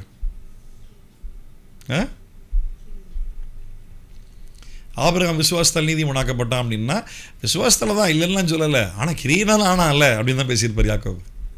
இந்த அண்டர்ஸ்டாண்டிங் ஏன் வருது?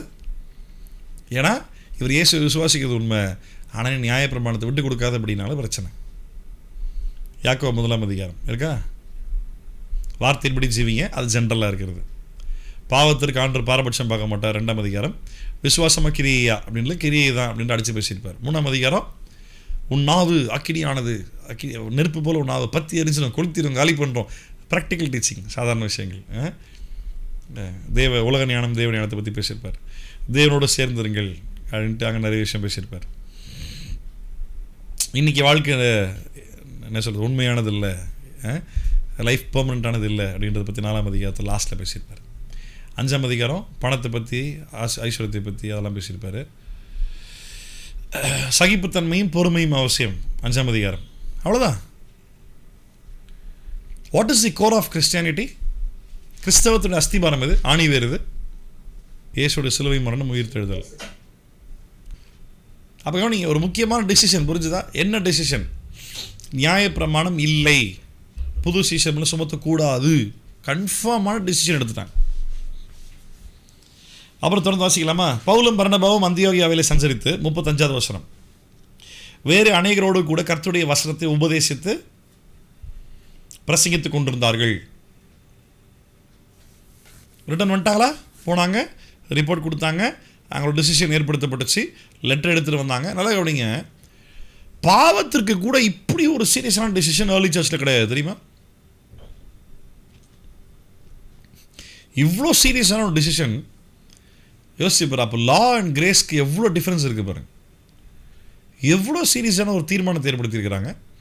லெட்டராக எழுதி அந்தியோகியா, சிசிலியா, இன்னொரு ஒரு அந்த ஊர்களுக்கு எல்லா இடத்துலையும் இருக்கக்கூடிய சபைகளுக்கு, சிரியா தெரியப்படுத்துங்க.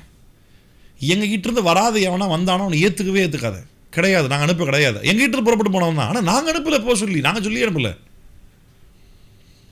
அப்படின்ட்டு ஒரு டிசிஷன். எவ்வளோ சீரியஸான டிசிஷன் எடுக்கிறாங்க பாருங்க. லெட்டர் எழுதி பவுல் பர்னபா கையில் கொடுத்து அனுப்புகிறாங்க, அந்தியோகியில் வாசிக்கிறாங்க. அது போய் ரீச் ஆக டைம் ஆகுன்றதுனால இந்த விஷயத்தை கம்பல்சரி உடனடியாக சொல்லி ஆகணும். சொன்ன பண்ணலாம். தீர்க்கதரிசிகள் என்று எண்ணப்படுகிற பர்சபா என்ற யூதாவும் ஷீலாவும் அவங்க வந்து அனௌன்ஸ் பண்ணுவாங்க, சொல்லுவாங்க, வாய்மொழியாக சொல்லுவாங்க. பின்னாடி லெட்டர் வந்து சேரும், அதான் கன்ஃபர்மேஷன். சரியா? கம்பல்சரி நீங்கள் செய்யணும். எவ்வளோ பெரிய டிசிஷன் ஏர்லி சர்ச்சில் எடுத்துருக்கிறாங்க பாருங்க. இதெல்லாம் முடிஞ்ச பிறகு பவுல் பர்னபா அந்தியோகியாவுக்கு வந்துட்டாங்க திருப்பி. சில நாளைக்கு பின்பு 36வது வசனம், சில நாளைக்கு பின்பு பவுல் பர்னபாவை நோக்கி, நாம் கர்த்தருடைய வசனத்தை அறிவித்திருக்கிற சில பட்டணங்களிலும் உள்ள சகோதரர்கள் எப்படி இருக்கிறார்கள் என்று போய் பார்ப்போம் வாரும் என்றான். யார் சொல்கிறது? பவுல் சொல்கிறார். பர்னபாட்ட சொல்கிறார், போய் பார்க்கலாம் வா. அப்பொழுது பர்னபா என்பவன் மார்க் என்னும் பேர் கொண்ட யோவானை கூட அழைத்து கொண்டு போக வேண்டும் என்றான். ஏன் பவுல் வந்துட்டு, ஏன் பர்னபா வந்து மார்க்குக்கு சப்போர்ட் பண்ணுறாரு? அவன் சொந்தக்காரன். சின்ன சின்ன டீட்டெயில்ஸ் மிஸ் பண்ணிங்கன்னா பெரிய பெரிய டிசிஷன்ஸ் ஏன் அப்படின்றத மிஸ் பண்ணுறீங்க. பர்னபா வந்து ஆறுதலின் மகன், அதுக்காக ஆறுதலாக சொல்கிறான், அதுக்காக மட்டும் ஏற்றுக்கலை. மார்க்கு வந்துட்டு பர்னபாவுக்கு சொந்தக்காரன். பவுல் என்ன சொல்கிறார்? பவுலோ நான் பம்புலியா நாட்டிலே அவன் பம்புலியா நாட்டிலே நம்மை விட்டு பிரிந்து நம்மோடு கூட ஊழியத்துக்கு வராததினாலே அவன் அழைத்து கொண்டு போகக்கூடாது என்றான். அதை பற்றி அவர்களுக்குள்ளே கடும் கோபம் உண்டபடியினால் அவர்கள் ஒருவர் விட்டு பிரிந்தார்கள். பர்னபா மார்க்குவை கூட்டிக் கொண்டு கப்பல் ஏறி சீப்புரு தீவுக்கு போனான். ஏன் சீப்புரு தீவுக்கு போனான்? அதுதான் அவன் சொந்த ஊர். பர்னபாவை கூட்டம் அவன் சொந்த ஊருக்கே போயிட்டான். சீப்புரு தீவுக்கு போனான். பவுலோ சீலாவை தெரிந்து கொண்டு சகோதராலே தேவனுடைய கிருபைக்கு ஒப்புவிக்கப்பட்டு புறப்பட்டு சிரியாவிலும் சிசிலியாவிலும் தரித்து சபைகளை திடப்படுத்தினான். இது செகண்ட் மிஷனரி யாத்திரை. ஞாபகம் இருக்கா? ஃபஸ்ட்டு மிஷனரி ஜர்னி முடிஞ்சிருச்சு, செகண்ட் போக பிளான் பண்ணாங்க. நல்லா கவனிங்க. What lesson do we learn here? ரெண்டு முக்கியமான லெசன்ஸ் நம்ம லேர்ன் பண்ணுறோம். ஒன்று, புறஜாதிகள் மேலே நியாயப்பிரமாணத்தினுடைய பாரத்தை கம்பல்சரி சுமத்தக்கூடாது. ஒன்று. ரெண்டாவது இது வந்துட்டு ஜெருசலேம் கவுன்சில், எருசலேமில் ஏற்படுத்தப்பட்ட ஒரு கவுன்சிலில் தீர்மானிக்கப்பட்ட தீர்மானம். ஓகேவா? Decision making. இதை மாற்றவே முடியாது. இதை பேஸ் பண்ணி மற்ற கவுன்சில்ஸ் என்னெல்லாம் இருந்துச்சு அப்படின்றத நம்ம பார்ப்போம். அதை நான் சொல்லித்தரேன். மாற்றவே முடியாது. இதில் முக்கியமான விஷயம் நம்ம என்ன பார்த்தோம் இன்றைக்கி அப்படின்னா, விசுவாசிகள் என்று சொன்னாலும் கூட நியாயப்பிரமாணத்தை விட்டு கொடுக்காமல் இன்னும் இருக்கிறாங்க அப்படின்றத பேசும்போது தான் தெரிய வருது. உனக்கு புரிஞ்ச சத்தியத்தை நீ ஒருத்தரோடு கூட வந்து டிஸ்கஸ் பண்ணும்போது தான் நீ உன் அண்டர்ஸ்டாண்டிங் என்னவா இருக்குது, அந்த அண்டர்ஸ்டாண்டிங் எவ்வளோ தப்பாக இருக்குது எவ்வளோ சரியாக இருக்குது அப்படின்றது தெளிவாக தெரிய வரும். ஸோ உனக்கு புரிஞ்ச காரியத்தை நீ பேசணும். நான் திருப்பி சொல்கிறேன், உனக்கு புரிஞ்ச காரியத்தை என்ன பண்ணணும்? பேசணும். உன் ஊழியரோடு கூட டிஸ்கஸ் பண்ணணும், கான்வர்சேஷன் ஏற்படுத்தணும், உன் அண்டர்ஸ்டாண்டிங் நீ எக்ஸ்பிளைன் பண்ண ட்ரை பண்ணணும். அப்போ தான் வந்துட்டு எந்த அளவுக்கு நீ தெளிவாக இருக்கிற அப்படின்றது கண்டுபிடிக்க முடியும். அப்போ தான் அதில் இருக்க கரெக்ஷன்ஸ் திருத்த முடியும். நமக்கு வந்து கவனிச்சுட்டே இருந்தால் பத்தாது. இன்னொரு முக்கியமான காரியம், பவுலும் பர்னபாவும் பிரிஞ்சு வேற ஒரு ஊழியத்துக்கு போன்னு தெளிவாக என்று சொல்லிட்டார். ஒழுங்கு மரியாதை அவங்க அப்பயே போயிருந்தாங்கன்னா இப்போ இந்த பிரச்சனை வந்திருக்காது. ஆனால் என்ன பண்ணுறாங்க, திருப்பி ஆவியானவர்களோடு கூட திருவுளம் பற்றினார் அப்படின்றத தாண்டி மறுபடியும் பவுல் கேட்குறாரு, நம்ம லாஸ்ட் டைம் போய் எல்லாரையும் பார்த்து சுவிசேஷம் சொல்லிட்டு சபைகள் ஸ்டார்ட் ஆயிடுச்சுல, எல்லாம் ஒன்று கூடி ஆராதிக்கிறாங்களே, நம்ம மறுபடியும் அவங்கள பார்த்து மறுபடியும் திடப்படுத்திட்டு வரலாமா? போகலாம். சரி மார்க்கு, சரி யாரெல்லாம் கூட கூட்டு போக? மார்க்கில் கூட்டு போகக்கூடாது. இல்லை மார்க் கண்டிப்பாக கூட்டு போய் அவன் சொந்தக்காரன். உன் சொந்தக்காரன் என்னங்கண்ணா, அவன் லாஸ்ட் டைம் என்ன பண்ணானே ஆகுதா, பம்பளையா நாட்டிலேருந்து பாதியில் ஓட்டான், அப்படிலாம் அவனால கூட்டு போக முடியாது. வந்தால் ஒழுங்காக ஊழியத்தில் கமிட்டடாக இருக்கணும், அப்படிலாம் முடியாது. இவங்க 2 பேருக்கும் ஒரு கோவம் வந்துச்சு. அவர் வந்துட்டு சீலாவை கூட்டு ஊழியத்துக்கு கிளம்பிட்டார். இவர் பர்னபா வந்துட்டு மார்க்கை கூட்டிகிட்டு அவர் சொந்த வீட்டுக்கு போயிட்டார். முதல்ல ஆவியினர் உங்களுக்கு சொன்னதை நீ கேட்டீங்கன்னா பிரச்சனை இல்லாமல் கரெக்டாக போகும். அவர் சொல்கிறத கேட்காம உனக்கு பிடிச்சிருக்குன்ற பேரில் நீ பண்ணினா ஒரு பிரச்சனையை உண்டு பண்ணி அவரே வேலையை பார்த்துருவார். ஆக மொத்தத்தில் கர்த்தருடைய திட்டம் கண்டிப்பாக நிறைவேறும், மாறவே மாறாது. ரைட்டா? ஸோ நல்லா கவனிங்க. ஆக்ட்ஸ் சாப்டர் 15 ஜெருசலேம் கவுன்சில் எவ்வளோ பெரிய டெசிஷன். வீட்டில் உட்காந்து மறுபடியும் ஆக்ட்ஸ் சாப்டர் 15 நிதானமாக வாசிங்க. என்ன எப்படி தீர்மானம் பண்ணியிருக்காங்கன்றதை பாருங்கள். யாராவது மொத்த பைபிள் நியாயப்பிரமாணம் இருக்குன்னு சொல்லி சொன்னாங்கன்னா அங்கே இங்கே நிறைய வசனம்லாம் எடுக்க தேவையில்லை. ஏர்லி சர்ச்சில் என்ன டிசைட் பண்ணாங்க தெரியுமா? நீங்களே வாசிங்க அப்படின்ட்டு அப்போஸ்தலர் 15 எடுத்து கையில் கொடுத்து வாசிக்க சொல்லு. அழகாக அதில் பார்த்தா க்ளீனாக தெரிஞ்சிடும், கிடையவே கிடையாது அப்படின்ட்டு. ஆக்சுவலாக யாக்கோபு என்ன பண்ணியிருந்துருக்கணும் அப்படின்னா, எப்படி நியாயப்பிரமாணம் இல்லைன்றதை அநேகருக்கு தெரியப்படுத்தணும்னு தீர்மானிச்சாங்களோ அதை ப்ராப்பராக தெரியப்படுத்தியிருந்துருக்கணும். இன்னும் அநேக சபைகளில் மோசையின் ஆகமங்கள் இன்னும் வாசிட்டு இருக்கிறாங்களே அப்படின்ற காரணத்துக்காக நம்ம என்ன பண்ணக்கூடாது, அட்ஜஸ்ட் பண்ணக்கூடாது. அவங்களுக்கும் தெரியப்படுத்தியிருந்துருக்கணும். மோசையின் ஆகமத்தை உங்களால் வாசிக்க வேண்டாம்லாம் சொல்லலை, நம்மளும் தான் வாசிக்கிறோம். ஆதி ஆகமத்துன்னு ஃபுல் பைபிள் தான் வாசிக்கிறோம், இல்லைன்னு சொல்லலை, படிக்கிட்டோம். ஆனால் சபையில் வாசிக்கிறாங்களே அப்படின்றதுக்கு மீனிங் என்ன அப்படின்னா, நம்ம உட்காந்து பழைய ஏற்பாட்டில் என்னால் நடந்திருக்கு, ஆண்டவர் எப்படிலாம் லீட் பண்ணார், அதில் காட்ஸ் நேச்சர் அண்ட் கேரக்டர் நல்லா புரிஞ்சிக்க முடியுது. அதில் ப்ராக்டிக்கலாக நடந்த சம்பவங்களை பார்க்கும்பொழுது கர்த்தருக்கு பிடிச்சது பிடிக்காது நிறைய விஷயங்கள், காட்ஸ் நேச்சர் அண்ட் கேரக்டர் நிறைய நம்மளுக்கு புரிய வருது, இல்லைன்னு சொல்லலை. ஆனால் நம்ம அந்த பழைய ஏற்பாடு வாசிப்பதன் மூலமாய் ஆண்டவருடைய ஸ்வாபத்தை அண்டர்ஸ்டாண்ட் பண்ணிக்க முடியுதே தவிர அதை விட்டுட்டு நீ பழைய ஏற்பாடை வாசி அதை ஃபாலோ பண்ண போகக்கூடாது. அங்கே சபைகளில் ஆகமங்கள் வாசிக்கப்படுகிறது அப்படின்னு சொல்லும்பொழுது வாசிக்கப்படுறது மீனிங் என்ன தெரியுமா? அதுதான் வேர்ட் ஆஃப் காட்ன்ற பேரில் ஃபாலோ பண்ணிக்கிட்டு இருக்காங்க. நோ அப்படின்றத தெளிவாக நோ அப்படின்றத என்ன பண்ணியிருந்துருக்கணும், தெளிவாக எழுதியிருந்துருக்கணும். நோ அப்படின்றத தெளிவாக எழுதியிருக்கணும். அதை அவன் எழுதலை. அதுதான் அவன் பண்ண பெரிய பிரச்சனை. அங்கே தான் வந்துட்டு யாக்கோப் அங்கே டிஸ்கஸ் பண்ணி பேசும்பொழுது தான் யாக்கோபுடைய மென்டாலிட்டி என்ன அப்படின்றது அங்கே தெளிவாக புரிய வருது, இல்லை? ஆமாம். ஸோ நம்ம டிஸ்கஸ் பண்ணும்போது பேசும்போது நிறைய விஷயங்கள் புரிய வரும். லானுடைய காரியங்கள் முடிந்து போடுது. அங்கே தான் வந்துட்டு 2 கொரிந்தியர் 3ஆம் அதிகாரம் வாசி பாருங்கள். பழைய ஏற்பாடு வாசிக்கப்படுகையில் தெளிவாக எழுதுறார் பவுல் பாருங்கண்ணே. இது கண்டிப்பாக இதை சொன்னால் தான் உங்களுக்கு இந்த சப்ஜெக்ட் ஃபுல்ஃபில்டாக உங்களுக்கு புரியும், கம்ப்ளீட்டாக புரியும் நான் நம்புகிறேன். 2 கொரிந்தியர் 3ஆம் அதிகாரத்தில் பவுல் என்ன அழகாக எழுதுறாரு பாருங்க. 14-15 ஃபுல்லாக வாசிக்கணும். சரி, இப்போதைக்கு 14-15 வாசிப்போமே. அவர்களுடைய மனது கடினப்பட்டது, இந்நாள் வரைக்கும் பழைய ஏற்பாடு வாசிக்கப்படுகையில் அந்த முக்காடு நீங்காமல் இருக்கிறது, அது கிறிஸ்துவினாலே நீக்கப்படுகிறது. கவனிச்சிங்களா? யார் மனசு கடினப்பட்டுச்சு? இஸ்ரேல் மக்கள் மோசேயோட முகம் பிரகாசிக்கிறத பார்த்த பொழுது சந்தோஷப்பட்டாங்களா? மனம் திருந்தினாங்களா? தேவ மகிமை கீழ்ப்படிஞ்சாங்களா? மனசு கடினமாச்சு, வேண்டான்னா, எங்களுக்கு இது தேவையில்லை அப்படின்னா, பயமாக இருக்குது, எங்களுக்கு தேவையில்லை அப்படின்னா. கிறிஸ்து இயேசு மூலமாக தான் தேவ அன்புன்னு என்னன்றதை புரிய வந்து அந்த மகிமையை பார்க்கணுன்ற ஆசை நம்மளுக்குள்ளே வருது. இயேசு இல்லாமல் அந்த மகிமையை பார்க்க ஆரம்பிக்கும் பொழுது பயம் உண்டாகுது. அந்த பயத்தால் இருதயம் கடினப்படுது. என்ன தெளிவாக இங்கே பவுல் எழுதுறாரு பாருங்க. மோசேயின் ஆகமங்கள் வாசிக்கப்படும் பொழுது இந்நாள் வரைக்கும் முக்காடு அவர்கள் இருதயத்தின் மேல் இருக்கிறதே. என்ன வாசிக்கப்படும் பொழுது? பழைய ஏற்பாடு வாசிக்காத நீங்கள் பவுல் எழுதுறாரா? மோசையின் ஆகமங்கள் வாசிக்கப்படும் பொழுதுன்னு பால் சொல்றதுடைய ரியல் மீனிங் என்ன? சர்ச்சில் இன்னும் அந்த லா பிரசங்கம் பண்ணப்படும் பொழுது, மோசேயோட சட்டங்கள் இன்றைக்கும் சபையில் பிரசங்கம் பண்ணப்படும் பொழுது அந்த பயமும் தேவ மகிமை பார்க்கக்கூடாதுன்ற முக்காடு, அந்த கடினமான இருதயம் அது வந்து இன்னும் இருதயத்தில் போடப்படுகிறது. அடுத்த வருஷம் நம்பர், அவர்கள் கர்த்தரிடத்தில் மனம் திரும்பும் பொழுது அந்த முக்காடு ஈடுபட்டு போகும். எதுலேருந்து மனம் திரும்பணும்? மோசையின் ஆகமங்களை படிக்கவே கூடாதுன்னு இல்லை, அதுவும் கர்த்தருடைய வார்த்தை தான், நான் அதை ஃபாலோ பண்ண போகிறேன் அப்படின்றதுலேருந்து நீ மனம் திரும்பினா மட்டும்தான். அப்போ எதை படித்து எதை ஃபாலோ பண்ணுறது? கிறிஸ்துவனுடைய உபதேசத்தை படித்து கிறிஸ்துவனுடைய உபதேசத்தை பின்பற்ற வேண்டும். அங்கே தான் சொல்கிறார், கர்த்தரே ஆவியானவர், கர்த்தருடைய ஆவி எங்கேயோ அங்கு விடுதலை உண்டு. ரைட்? பாருங்க எவ்வளோ பெரிய சத்தியம். ஆனால் இன்றைக்கி முக்கியமாக பெந்தேகோஸ்தே சபைகள் அப்படின்னு சொல்கிறது எதுலையுமே பேசப்படுறதில்லை. ரெண்டாவது, நீங்கள் வேத பண்டிதர்கள்னு சொல்லக்கூடிய யாரானா இருக்கட்டும், செவன்த் ரே சர்ச்சை தாண்டி கள்ள உபதேசம்லாம் விட்டுரு, செவன்த் ரே ஜோவா விட்னஸ்ஸு, ஒன்லி ஜீசஸ், மார்மென்ஸ், அவனெல்லாம் விட்டுரு, அவன் பைத்தியாரன். ஆதி திருச்சபை நாட்கள்லேருந்து ஃபாலோ பண்ணி வரக்கூடிய இன்றைக்கி இருக்கக்கூடிய தலை சிறந்த பைபிள் ஸ்காலர்ஸ், வேத பண்டிதர்கள், நீ யாரை வேணால் எடுத்துப்பார், கத்தோலிக்க சபை உபதேசமும் எடுத்துப்பார். There is no more of the law. நியாயப்பிரமாணம் தொடர்ந்து இன்றைக்கு வரைக்கும் இல்லை அப்படின்றது தான் எல்லாருமே சொல்கிறாங்க. ஏன்னா எனக்கு புரிஞ்சிருக்குன்னா இப்போ எவ்வளோ பெரிய பெரிய வேத பண்டிதர்கள்லாம் புரிஞ்சிருக்காதா என்ன? நான் எவ்வளோ பேர் கிராஸ் செக் பண்ணி பார்த்துறேன். This is what they believe, the law is no more அப்படின்னா அபாலிஷ் ஆகலை, அழிந்து போகவில்லை. அந்த நியாயப்பிரமாணத்தினுடைய நிறைவேறுதலாய் இயேசு வெளிப்பட்டு விட்டார். இனிமேல் நான் பார்க்க வேண்டியது நிழல் அல்ல, நியாயப்பிரமாணம் என்பது நிழல், இயேசு என்பது நிஜம். I am no more looking for the shadow, I am looking on the reality of Christ, reality in Christ. கிறிஸ்துவுக்குள் அந்த நிஜத்தை பார்த்து கொண்டிருக்கிறேன். திருப்பி அந்த நிழலை பார்க்க வேண்டிய அவசியம் இல்லை. ரைட்டா?